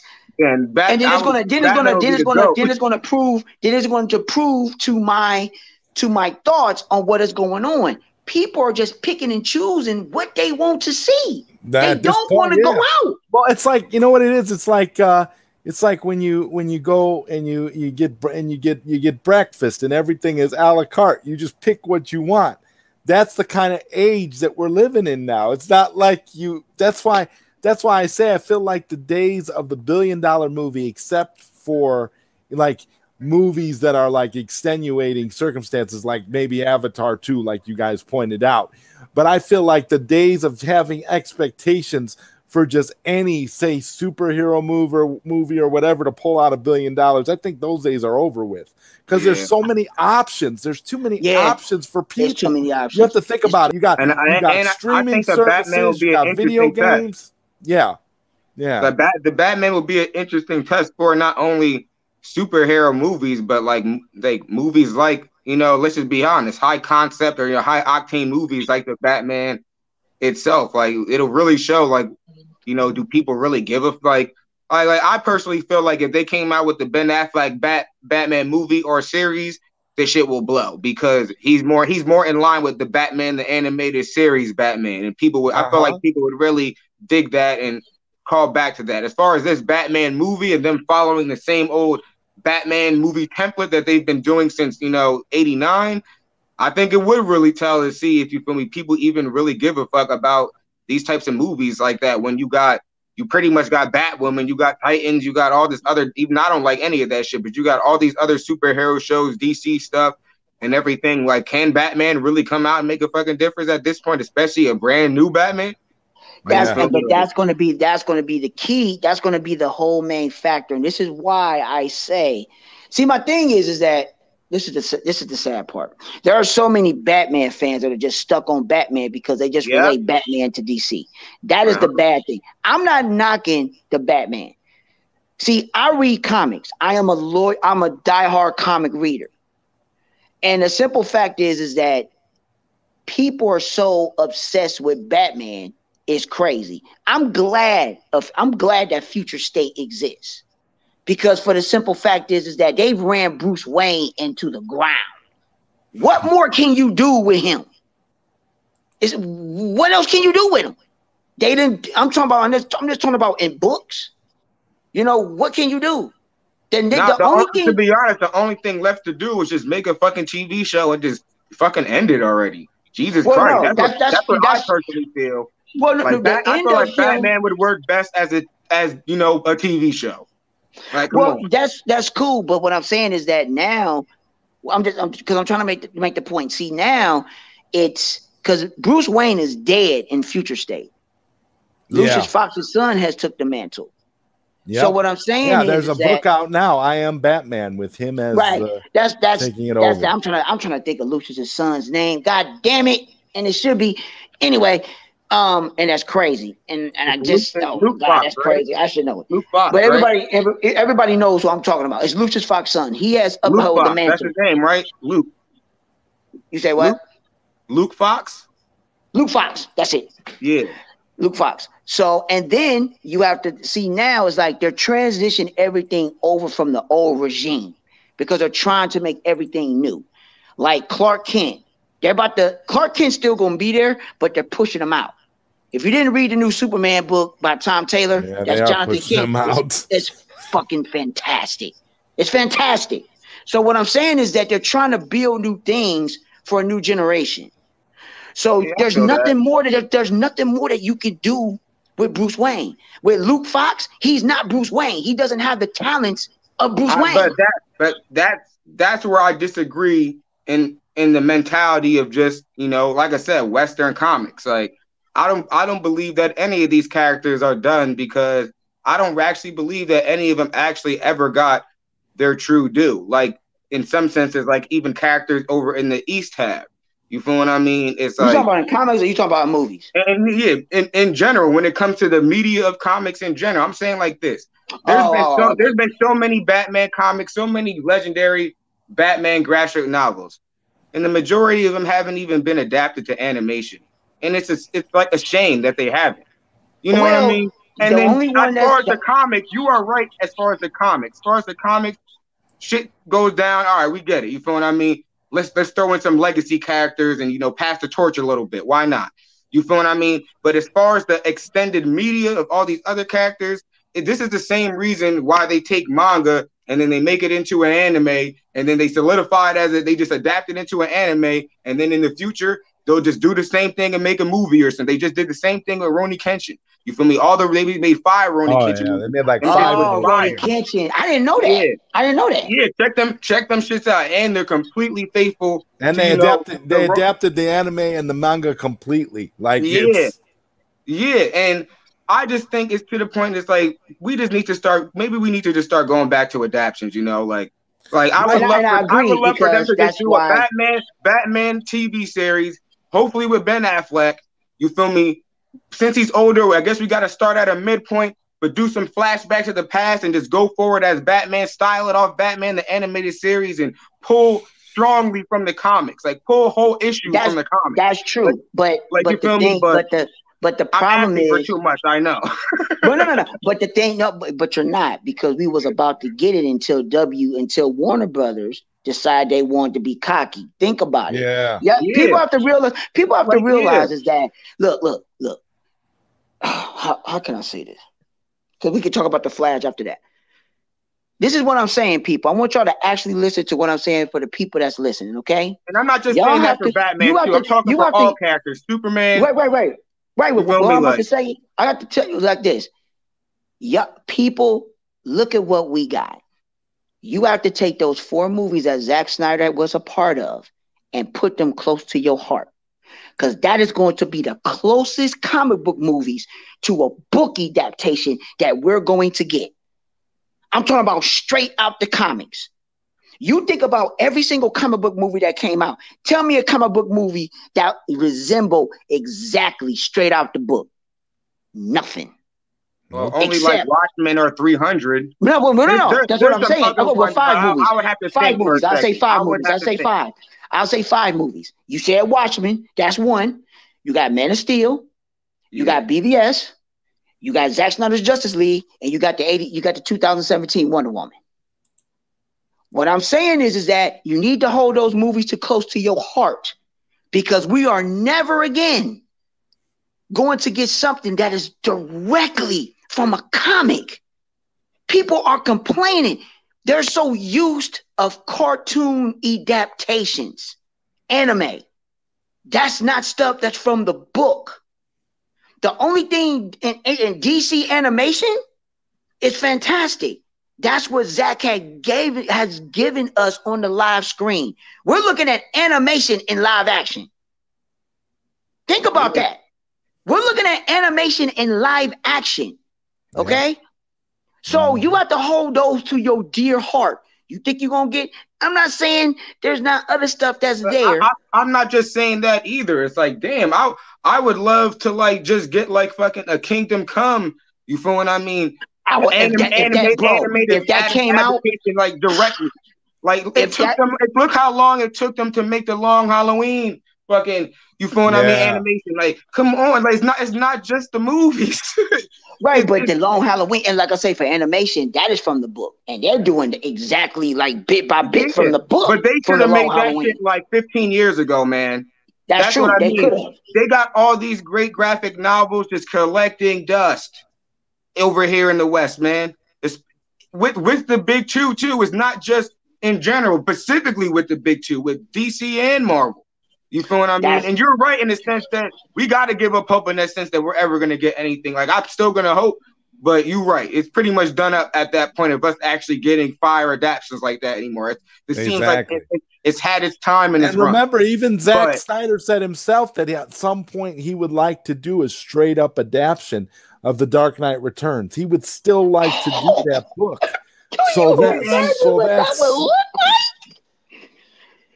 Zah, you just put that in my head. I know exactly what you said. That these characters aren't really as far as the comics, they have run out extremely far. But as far as other mediums, there's so much that they haven't done with them yet. There's so much they haven't even adapted yet. It's crazy. So it's I'm not even a big Batman fan. I can't even sit here and say that it's enough Batman, because you know why? It's there hasn't been. I can think of 5 graphic novels right now that aren't adapted that need to be adapted.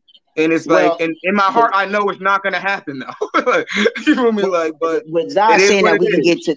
we can get to the Flash part, but I want people to understand is this: what Zach gave us in the movies pertaining to Batman.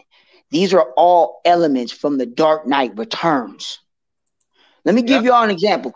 BVS, when he went to go save Ma Kent, that scene is directly from the book. Yep. At the end of Zack Snyder's Justice League, when he's on the tank, that's from the book and the movie. If the Yep. people didn't pay attention, go freeze That that was the frame. movie. That was the mutants down there on the bottom that he captured. Go back and look at it. Those are the mutants that he captured. Yeah. And you're going to try to tell me that if he did that shit, that's It would be amazing. I ain't going to even get into that. All I can say is that's just Batman. We ain't even get to the other because my heart going to get into it and it's going to make me sad because I know we're not going to get it. So, so now with the Flash. So the Flash movie, I will say Batman is the key, but the Flash movie, how it's going to be panned out, how it's going to be carried out. Because apparently, a disaster.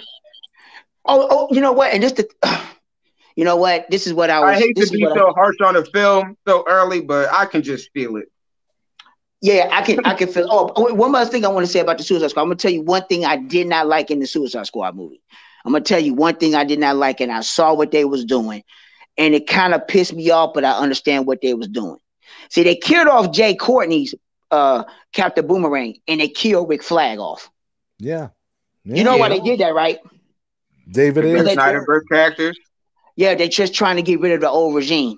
Yeah. They're No, trying to we get rid of talked it. about that earlier. It's like, oh, y'all did? Man. Okay. They're not going to kill off Harley Quinn. They weren't going to kill off Margot Robbie because she's a gold I read an article. I read an article today saying that the studio's not happy with Margot Robbie now after this movie. Yeah. Because why do they think that she's a big star? She's not a big star. It's their fault. All this stuff is their fault. But that's what I'm saying. Let's not go on a tangent about Margot Robbie. Right? You know what the thing about is that with Margot Robbie is that see this the thing when Birds of Prey came out. Oh my God! Now y'all got me. See, that's my girl's favorite character. I love Harley. She's a diehard Harley fan. The thing about it is that she knows Harley in and out.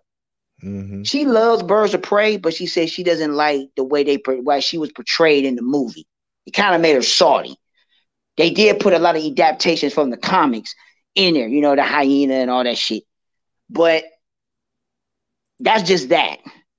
I would say the reason why they weren't going to kill off Margot Robbie because, yes, she plays a major character and they're not going to kill her off. And I think she did a good job in the Suicide Squad. I'm not going to take that away. She did a good job. I'll say the bright spots in the Suicide Squad was Viola Davis, Amanda Waller, Margot Robbie. Yeah, but they still made her look bad in that movie too.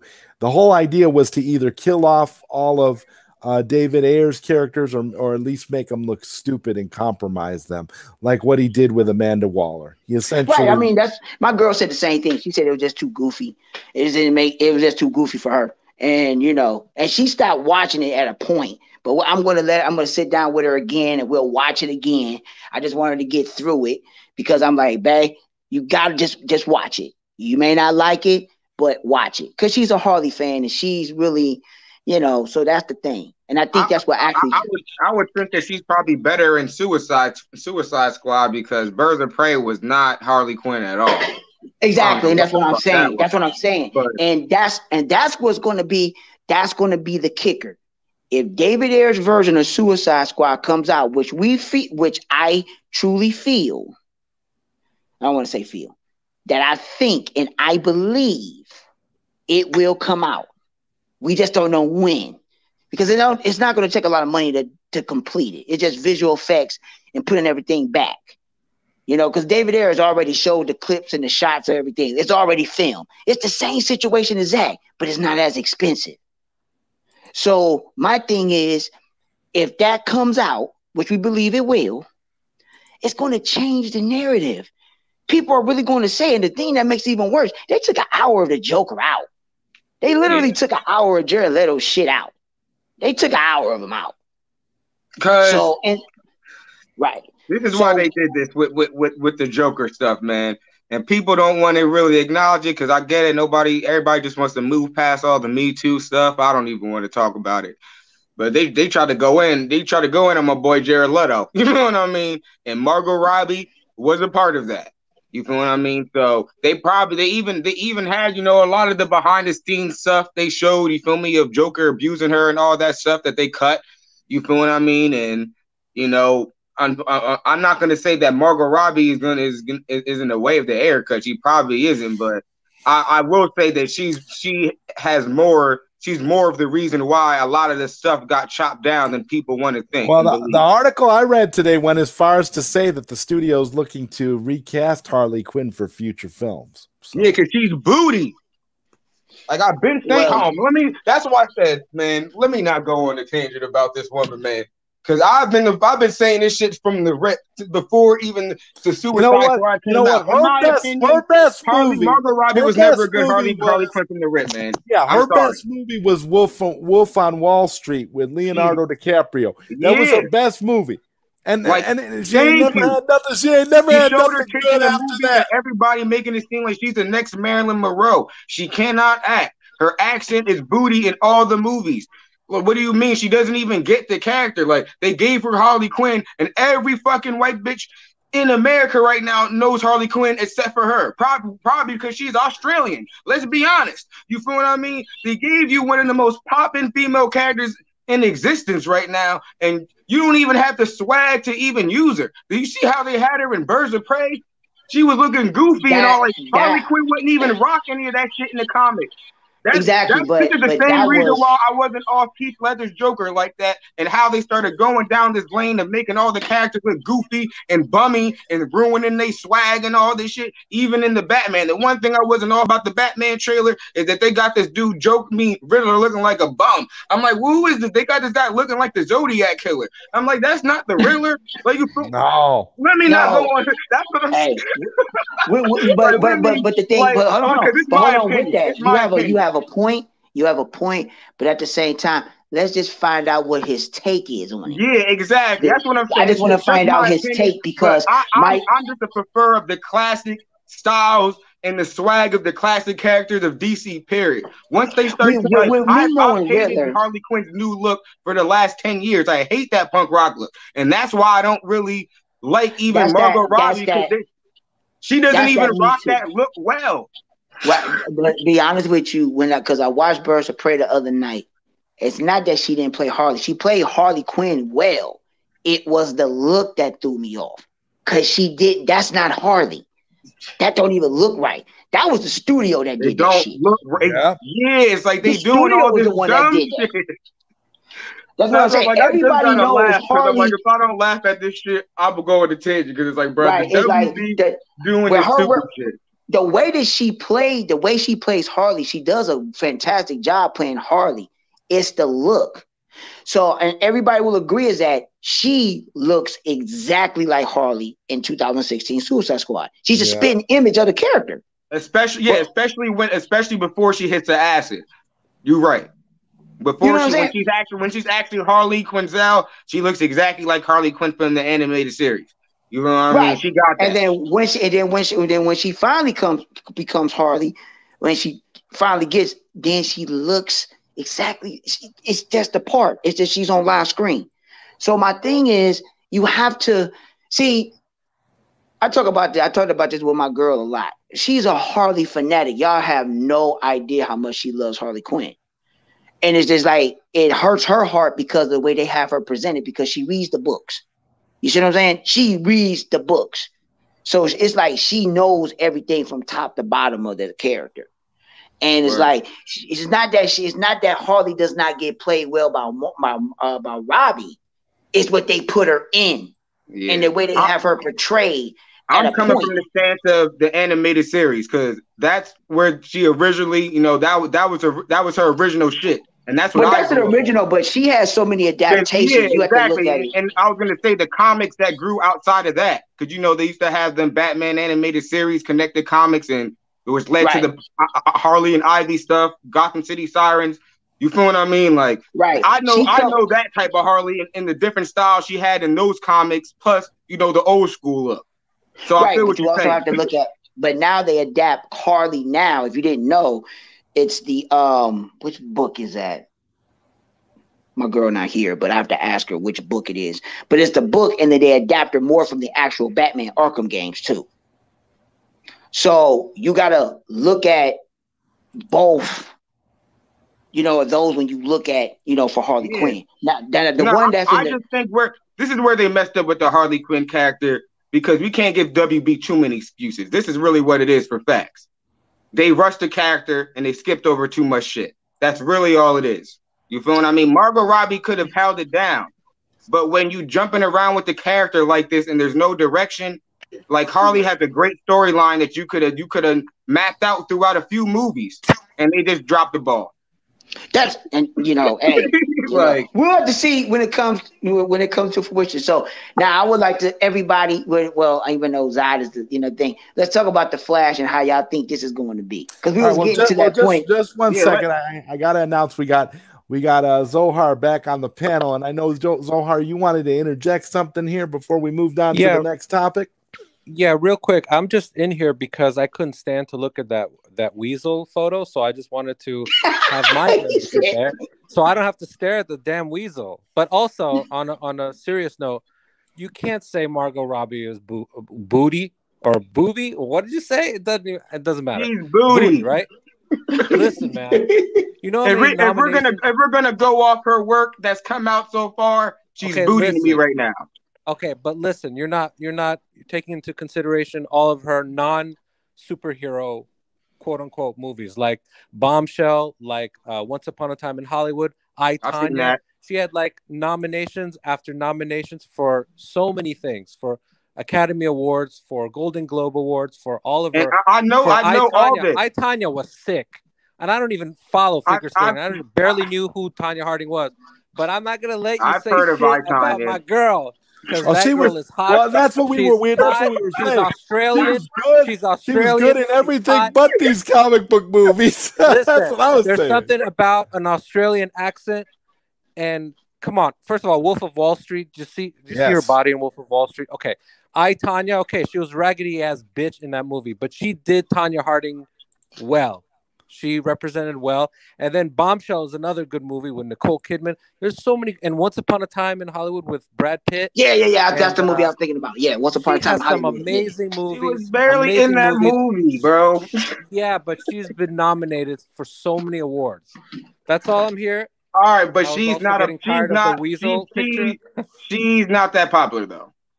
Yeah, she's not the cat. Look, she's my next ex-wife. Okay, awesome. Give me 2 months. Give me 2 months. But anyway, while she's still playing Harley Quinn, she's still going to be up there. So as long as she's still having the character. I like her in Harley Quinn. It's a terrible character for her. It's a terrible character. She needs to talk to her management. Margot Robbie needs to talk to her management team, step her game up, and fucking get this Harley Quinn. Get this Harley Quinn thing in order, because she got a gravy train right now, and she's letting it tip over, and we don't want her to let it tip over. I don't care if she keeps the role. At the end of the day, there's a lot of white women that can play Harley Quinn, and she got it. So there really ain't no point of changing it now. If you ask me. Fine. I really just came because I couldn't look at that goddamn weasel photo anymore. Yeah, that weasel's crazy. Yeah, right. But yeah, that's why I said we're not gonna sit here and go in on Margot Robbie and Harley Quinn, because I know, man, everybody that's a lot of people's favorite characters. You feel me? A lot of people like Margot, but.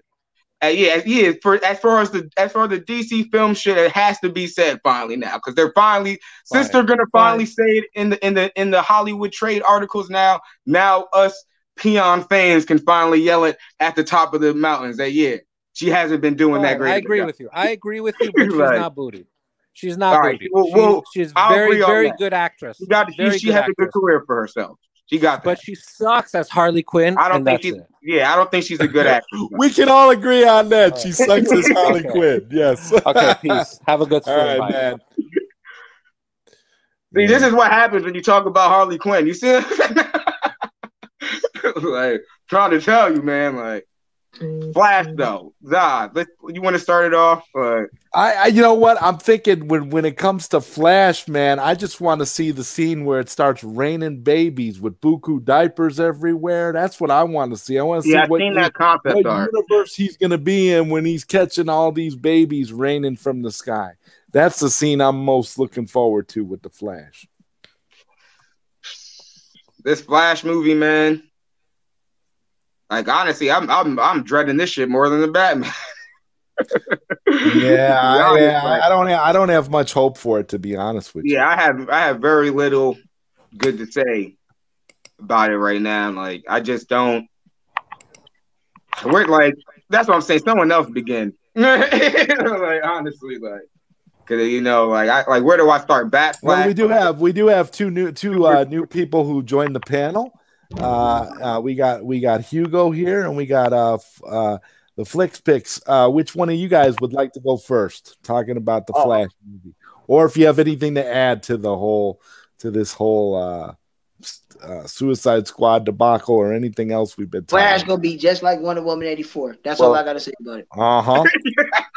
But I don't know how everybody felt about Suicide Squad. I jumped on the stream a little late, man. Like, yeah, me and this other gentleman almost got hit by a car just now. That's why I jumped right back out the stream. But man, that's crazy. Yeah, no lie. We almost just got hit. Me and this dude just sped past the light, cut the light, and almost hit us, yo. Like, but anyway, man, like, but onto some positive stuff, my man. Like, I don't know how you guys felt about Suicide Squad. I actually liked it. I hated it.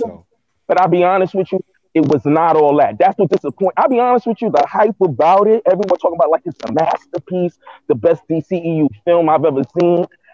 They had me souped up thinking I'm going to see something that was going to impress me. It didn't impress me at all. To be honest, I felt kind of disappointed. I don't like going in, putting too much pressure onto the film. You know what I'm saying? I treat a film for exactly what the film wants to present to me. And what it presented to me was just like a good entertaining film, but it wasn't impressive at all. And some of the choices in the film was kind of stupid. So it was like some of y'all that couldn't figure out Man of Steel accepted this. Right. Put you like, you know what? Thank you for saying that. Because I was thinking, thank you. Go ahead, finish your point. Not for nothing, like the general thing with Harley Quinn made absolutely no sense. I want to marry you. One day in Malta, how the hell they know what's going on in Gotham? And they speak a whole other fucking language, my man. What's going on with this? If I marry you, you would be a symbol. What symbol she gonna be? She look like a junkie. Why would you? This is your people you grew up with that speak your language. Why would you need a random chick you found on an island where everybody else died? That's kind of half out her mind.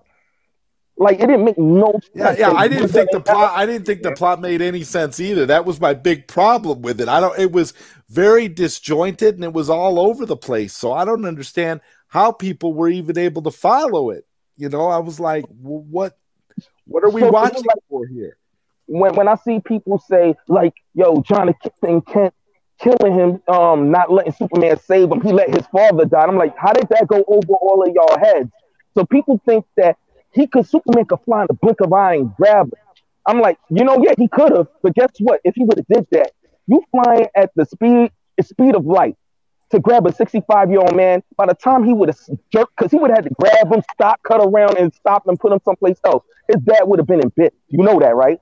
That's not in a cartoon, it would look cool, but he's trying to give you something grounded. That went over everyone's head that was committed into hating the film from the very beginning. So to me, it's like, you couldn't understand why when he told his son, like, no, this one, I got this. It all goes back to the story he told his son from before when he was like, people forget when they asked him, he said, should I let those kids have died? He said, I don't know. Maybe. It was a conflicted father that, it's not like he wanted his kid to not save him, but he cared more about the safety of his child. He didn't want his kid to be like, oh, what is this kid next to you? He's somewhere in Area 51 and they doing examinations on his boy. That's his son. They made it very clear. So I don't understand how that went over everyone else's head. That's why he was willing to, should I let them die? He said, I don't know. This situation, he said, it's my choice. Let me go. You gotta be, you know what I mean? So this now was what was it? Huh? No, my bad. I'm going on. just that when I Yeah, watch no, Suicide, but that's good. But you have to understand the reason why people couldn't get Man of Steel. There's a lot of people that still don't even get BVS, which I don't. It's like people have to be spared from certain things. And yes, I call people stupid because if you don't pay attention, it's either A, you're not paying attention, two, you choose not to pay attention, or three, you're just that utterly stupid. Where things have to be spared from to you, where it has to be with humor for you to understand it. So there are a lot of people that are like that. That's why the general casual audience, when you have those particular type of people, you have to give them stuff where it could be spoon fed to them with ease. You can't give them a whole bunch of stuff. Like the major thing that people will always say, like it's one young cat, and I looked at his reaction when I was at work today, and he was watching Men of Steel for the very, very first time. He loved the movie. But the thing is that he was complaining about the destruction and stuff like that. Well, that just shows you because he never watched a Superman movie. He never really got into Superman all like that. But now he appreciates the character because he watched Man of Steel. He didn't know that Superman was this deep. But the simple fact is that you're worrying about the destruction. And it's just like, and a lot of people kept on saying that. It's like, man, if you only knew, if God-like beings live like that in real life setting, that's what's gonna happen. That's the whole fact. Yeah, that's what's gonna happen. That's the point. That's the point. And a lot of people still just don't get it. And it's just like they try to outthink themselves instead of just trying to go what's in front of them and go with the story because you think now, and this is the only thing I'm going to say, and then we can talk about the Flash if y'all want to, everybody make their points. You just wait till they start phasing out Clark Kent. Wait till you see all these goddamn Superman fans really start getting mad. Because Jonathan is the future. That's gonna happen.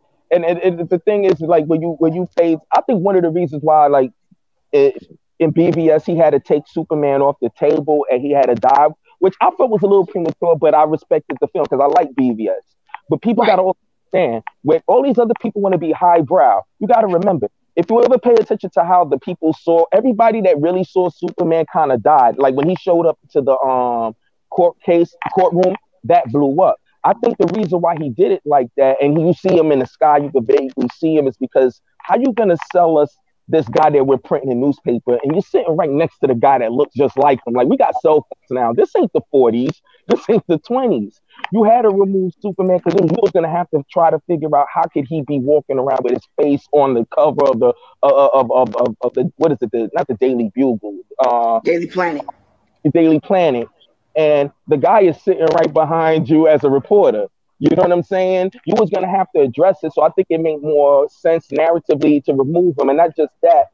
In that kind of world. That's pretty much why they did that. Even in BVS, if you notice, that's why in the beginning halfway through points of the BVS, from beginning to half point, all the newspaper footage and all that stuff, like clippings or images of Superman, they never have or show an image of him close up. You feel what I mean? Oh. And that actually, when he's going, to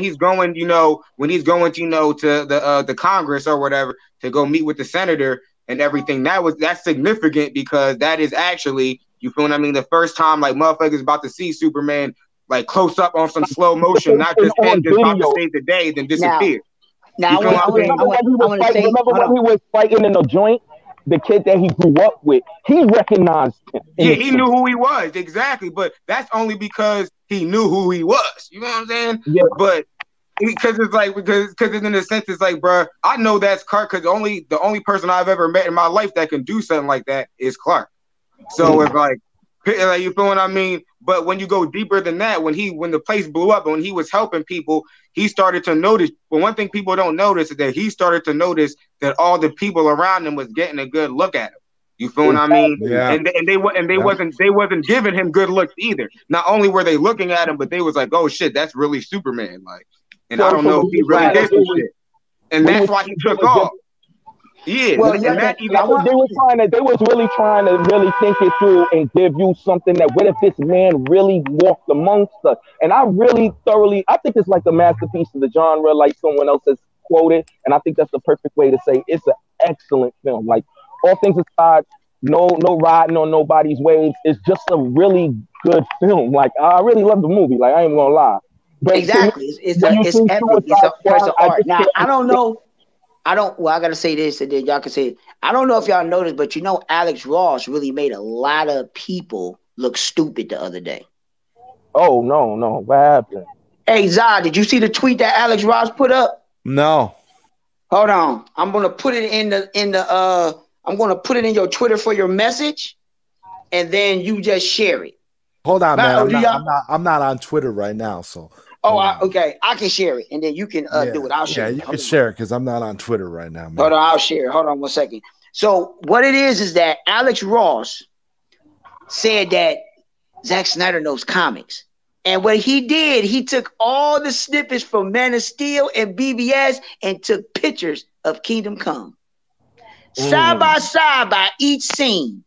Hold on, let me show it to y'all, and y'all go trip out. Everybody looks very, very stupid. Yeah. And like I said, this is Alex Ross. If you don't know who Alex Ross is, he's one of the greatest writers DC. He wrote Kingdom Come.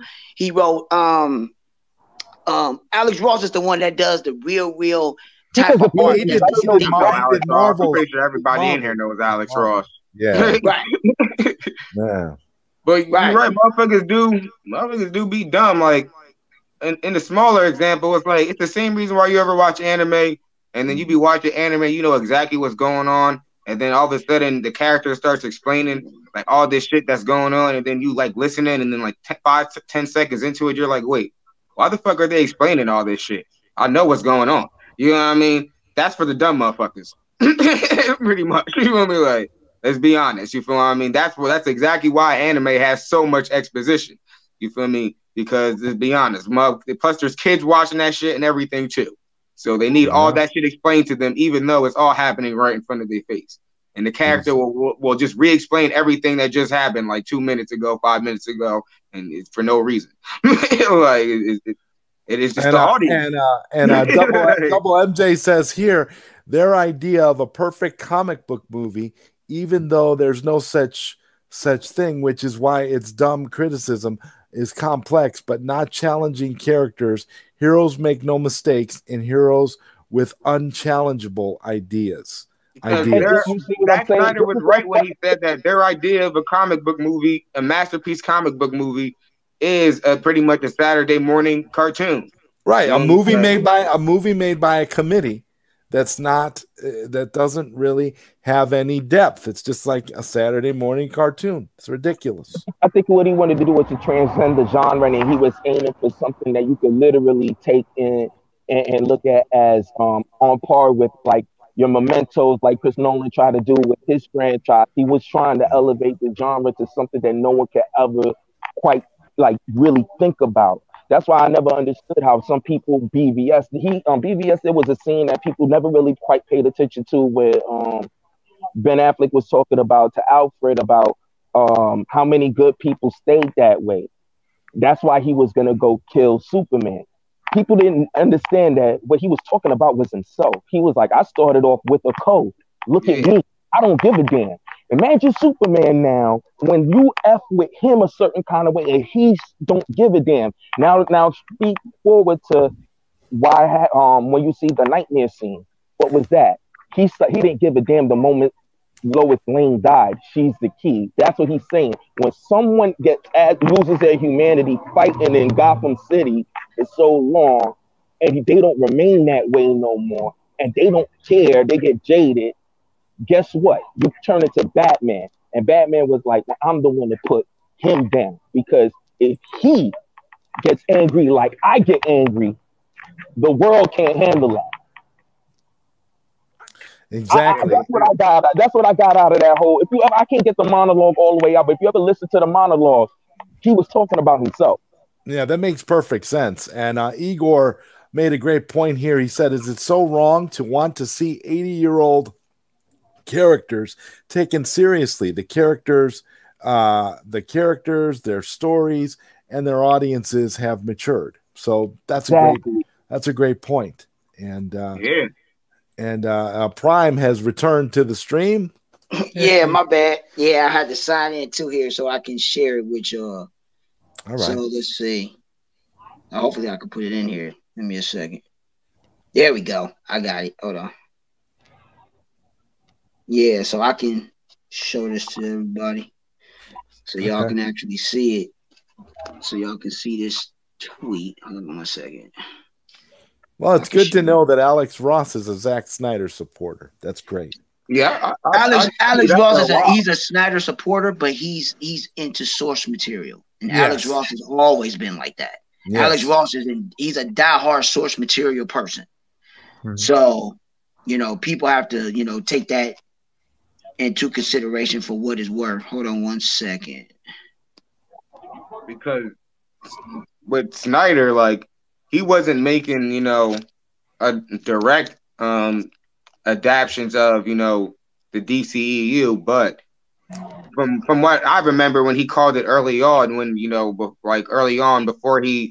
they first announced Batman v Superman, that the whole thing was supposed to kind of be like a mashup or like a greatest hits of like the DC universe, and that's why even in some senses in the films, like it seems like things kind of are at a faster pace than they usually would be in comics, but at the same time, these are movies. You feel me? But that's also why he was covering a lot of, not only just because people just look at it like, oh yeah, there's a lot of Easter eggs. There wasn't just Easter eggs, like Prime saying there, he was pulling panels directly from certain comics. You feel me? Like big name comics, even Kingdom Come, or you feel what I mean, The Dark Knight. You feel me? Returns. You feel what I mean? Even other Superman comics. He even had moments from action comics and everything. Like, you feel me? If you for the people that have read or seen all that stuff, you feel what I mean? And on top of that, with the storyline was a kind of an amalgamation of like all the greatest DC storylines. And I know that's kind of like, how the fuck do you do that? But that's essentially what he was doing and on his way to doing. And you can see that of even how going into like, the Justice League film, how everybody was so confused about, well, what's going to happen with the Justice League. People are saying it's going to be Injustice. People are saying it's going to be Kingdom Come. People are saying it's going to be Final Crisis type story. But that's only because, he was pulling elements from all those stories, and it was all going to come together. You feel what I mean? In its own original story by the end. And that's what the studio wanted too. The studio wanted a hyper reality. They wanted everything fast because they wanted that Marvel money. But at the same time, I think that Zack Snyder's plan was good and was the best. I think it was still innovative, that 5-film arc, and even with the spinoff connected to it, because let's be honest, like, we don't need every fucking comic book issue adapted into fucking, a movie. But if you want to make a Lord of the Rings type of thing with the DC universe, that what they were talking about, and mainly Zack Snyder, because he was the architect of it, was doing with this, that was an amazing plan. You feel what I mean? Like, dude was talking about crossing over Injustice with Final Crisis and Kingdom Come. You feel what I mean? All in the last 3 Justice League movies. Like, these things were probably going to be big epics. Like Zack Snyder's Justice League was 4 hours. Like, if it would have came out in theaters, it would have been 3.5 hours. So we were talking like Lord of the Rings level films. Like, you feel what I mean? Exactly. That would have been covering. And you're talking about Lord of the Rings level epics for the conclusion of these films as well. Yeah, so we know that anything else that comes out, if we get Justice League 2, we know that's going to be a 4-hour film. Same with Justice League 3. He's got a lot of story to tell there. Yeah. But also, he had a lot of characters to juggle, because a lot of people don't know that he was supposed to actually drop the Man of Steel 2. That was really supposed to come next. And he's on the record in the interview where they asked him. He said he was just going over some ideas, and he said he happened to mention at the end of Man of Steel 2, like, you see Lex Luthor was supposed to be a part of it, and at the very end, wherever he was holding the kryptonite, you would have seen a batarang to hint at Batman coming into it. Because if you ever pay attention, he was actually recycling logos from Nolan's universe, because I think at the time, it was gray area. People don't remember that gray area where they was thinking about trying to bring The Nolan, even the Luther logo was actually the same font as the Wayne logos from the Nolan films. I think they were still uncertain. I think the studio was still uncertain about it. That's why if you ever pay attention to Batman, that's not what happened. WB kind of forced Batman on Zack Snyder. No. Let me finish. What I was getting to. No, this is what I was getting to. He wanted to do a Man of Steel 2. He mentioned about throwing Batman at the end where you see the kryptonite being holding in the background. And he said this is what Zack Snyder was quoted saying. He said, the thing is, and you can see in his face that he kind of wish he didn't say Batman. Because he said, once you say Batman, you can't take it off the table. That was his words. So that's why, if you ever notice, Man of Steel was supposed to come out, in, like, I think Man of Steel came out in 2013. It was supposed to come out, 2 was supposed to come out in 2015. They pushed it back another year to drop it in 2016 because he called it BVS. And if you remember, the rumor report was that they was telling him to cut back the movie and cut out some parts of Superman's story to kind of play up Batman because this was a new Batman. They weren't using the Christopher Nolan. They didn't get what's his face to come into it even without the blessing of Nolan. Now they moved Batman v Superman because they were scared. They were scared of fucking Civil War. They ended up moving that twice. They ended up moving it twice because it was supposed to come out in 2015. Then they moved up production. Like I said, initially it was supposed to be Man of Steel 2. But when he mentioned it, they said, well, we're going to have to do BVS. So but at the end of the day, BVS is still Man of Steel 2 because this is where you're getting the story mixed up. Exactly. This is what people are not understanding, and y'all giving Zack Snyder too much clout on this point. Zack Snyder is a huge Batman fan too. And this is why that issue is the WB. If you would have let me finish, if you find the interview, you've seen Zack Snyder talks about it. He says this out of his mouth. Yeah, I know he said it, but Zack Snyder has also admitted himself that, you feel me, he took on the task. At the end of the day, when they was making Man of Steel 2, Batman was always supposed to be in Man of Steel 2, period. Zack Snyder already said that. Jay Oliva already said that. Many people on the record have already said that. Regardless of what was going to happen, Batman was always going to be in Man of Steel 2. What happened was Batman's role just kept getting bigger. It just kept getting bigger and bigger because it's Batman. But that doesn't really change the fact that it was still the sequel to Man of Steel. You feel what I mean? But the situation was where Batman just got too big. You feel what I mean? Because WB wanted more Batman, and Zack Snyder he wrote his story and he filmed the film. If you watch the Ultimate Edition, there's enough Superman in the movie. There's damn near just as much Superman as there is Batman. They cut out Superman on the chopping block after the movie was made. So I feel what you're saying in that sense, but that's what I'm saying. BVS is still Man of Steel 2 in that sense. They just added Batman. If you would have let me finish my point, that's what I was getting to. I was saying they scrolled that out, but it's cool. It's been said. There's no worries. But if I would have been able to finish my point, that's what I was going to get to. I was just saying the idea was to do Man of Steel 2. But the reason why they moved it up was because he said that once he mentioned Batman coming into it, then they said, all right, well, we need Batman because they wanted to get to the Justice League and they wanted to catch up to the MCU because everybody wanted that. That's what everybody really wanted. So they said, all right, in order to streamline it, let's tell the bigger stories and let's bring the Justice League into it. That's why they had to push it out another year because he had to write it out to be a certain kind of way. And if you've seen, there was rumor reports where they was looking at it and they kept saying, cut out Superman's story more and play up Batman's. So because they wanted to be more Batman focused because they liked Batman and there was no Batman movie. So they said basically... And Batman has always been the cash cow of Warner Brothers. And Zack Snyder is also a huge Batman fan. You feel me? And I hate to say this, but Zack Snyder, if he wanted to, he could have held off on the Batman. But he didn't want to. Because I wouldn't have wanted to either. Bruh pulled up at Comic-Con in the Batmobile. You can't say that Zack Snyder didn't want to fuck with Batman, and he's admitted it himself. Like who doesn't want to? At that point, I would have did the same shit. It's like, man, all right, fuck it. Y'all want this? We about to do a whole Superman Batman clash. Do you guys remember this when Batman v Superman You guys remember this comment here when Batman v Superman was hinted at in I Am Legend when they had the Batman v Superman logo? I never noticed it. The funny thing was, I Am Legend, I never noticed it until someone talked about it, and I was like, wow, I never knew that. I never noticed. I saw that shit in theater. That's how long. That's how long that movie. Yeah. The movie was, and if you go back and you look, there's old scripts that predate Snyder that go back like a long time prior to that. That were Batman versus Superman. Nobody wanted to make it, and not even just that. I'll even go farther than that. WB been trying to do the whole Justice League or DC Universe thing on screen.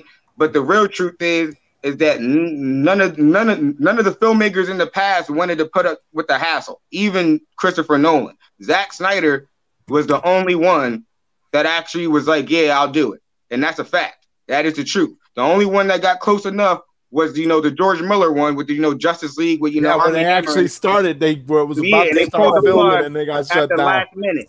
You feel what I mean? But even beyond that, you feel what I mean? They've been trying to do, this whole thing. Like they have thousands of scripts of this shit. But in reality, Zack Snyder was really, I'll give Zack Snyder hella props on that for sure. He was really the only one that said, I'll be the one to do it. Because a lot of filmmakers don't even want to admit that they don't even want that fucking hassle. They don't. Like, you feel me? That's why a lot of these MCU directors just be off just doing one movie. And then you're like, all right, we'll do a sequel. But it's like, you feel me? They gave Zack Snyder all the characters. You feel what I mean? And he did something with it. And that shit was offered to other people. You feel me? Even Batman v Superman. You feel what I mean? They were trying to do a Batman v Superman movie before there was even a Superman in play. They were just like, yeah, let's fuck it. Let's just do it. Let's just throw new Batman and Superman. And motherfuckers was like, nah. Yeah, there's an old script. There's an old script that comes in long before then. And it was really a really weird script. I read it was really dark. I mean, they were going for some really crazy stuff.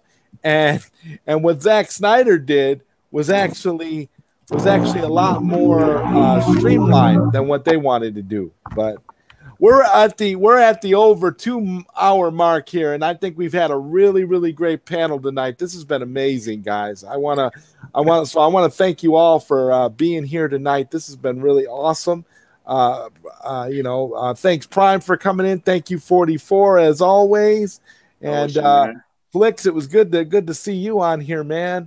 Glad you could come. I appreciate just being on, man. All you guys, man, y'all really appreciate the time on it, man, because I geek out over this on a calm too. So I just wanted to. You're always welcome, man. You're always welcome here anytime, man. This is great stuff. You guys are always welcome. And Hugo, if you're here, you haven't said anything. Are you still alive? I should be. I know I'm a bit knocked out from the second vaccination I've had, but otherwise I've just been waiting to get a word in edgeways because I know a lot of people have had a lot to say. I've been waiting for the dust to settle because it was getting pretty heated. I wasn't sure about coming on earlier. Oh, okay. Well, I mean, I'm gonna give you the last comment of the show then, because I'm ready to wrap it up, man. So go ahead, man. Give your thoughts. Well, I'm still cautiously optimistic about the Flash movie. I'll say that, and we all have our different opinions about the Suicide Squad. Right. And the players involved aside, we can all say that we either loved the film or we didn't, and that's okay.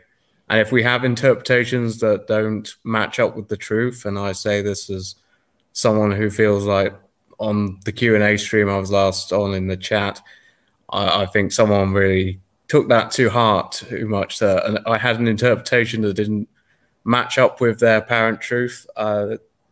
We shouldn't try and make fights out of nothing, really. I just want to say that let's be friendly and respectful in future. I agree. The film is a bit polarizing, but it's been like that before with a lot of DCU movies. We can accept that. Absolutely, absolutely. And Prime, your final thoughts, man. Oh, my bad. Yeah, my computer went out. No problem, man. No problem. Yeah, I hope everybody saw that picture for the brief. Yeah, that was awesome. That was awesome. Yeah. It just goes to show once again how great Alex Ross is. He's a wonderful artist. He knows his stuff. Exactly. But this is my last thoughts. Well, I don't know if y'all talked about the Flash, but all I say is this. I think it's going to be just like Wonder Woman 84. That's just my outlook. And, I just, everybody just keep an open mind, keep everything, cordial. It's entertainment. It's subjective. You like what you like. You dislike what you dislike. And everybody, it's just, as long as you come with legitimate opinion, a legitimate opinion, then, everybody will take it for what it's worth. And, I agree. Just enjoy the films that's going to be coming out, and and everybody just have a blessed time and just go from there. That's the only thing that I could say. Like I said earlier, just keep all the movies that we did receive, keep them to your dear heart. It's going to be a while before we get something like that. So again, and I don't know if this is real or not, but Taco Tuesday just said the Night Crusader, Ben Affleck's limited series for 2023 on HBO Max, confirmed by the Hollywood Reporter. I don't know if that's true or not, but that's what Taco Tuesday just said. So hey, if he's putting it up there, I'm gonna check it out, because that's huge. But hopefully that's true, and I actually do kind of like the name, the Night Crusader. That'd be awesome. But with that, we're gonna go ahead and end tonight's episode. We've been going for over 2 hours. Night Crusader. Night Crusader. What is this? What is that new? Is he talking about some David Hasselhoff shit, or is this Batman? I don't know. Maybe he'll be like, you cannot just end the show on that. Somebody Google this shit. Yeah, I'm gonna look at. We got 5 more seconds, right? Someone Google this. We can Google it. Let's see. We can Google it. Because y'all don't want to leave the show on that. Come on. Is this dude lying? Night Crusader. I'm looking it up now, gentlemen. Just give me a second. I'm not seeing anything. So he's saying just trolling, folks. Good night. Oh, okay. Well, there you go. Troll. He was trolling. That was a good troll, because that was a good one. Because it was actually pretty cool. 44, y'all are right. We can't. He got it. You can't be playing with us like that. You can't get like. You can't end the show. You can't end the show on something like that. But that was pretty funny talk on Tuesday. I like that one. But we'll see. I'll see y'all next week. I'll be back with another episode. Good night, everybody. And good night, everybody. Have a great one.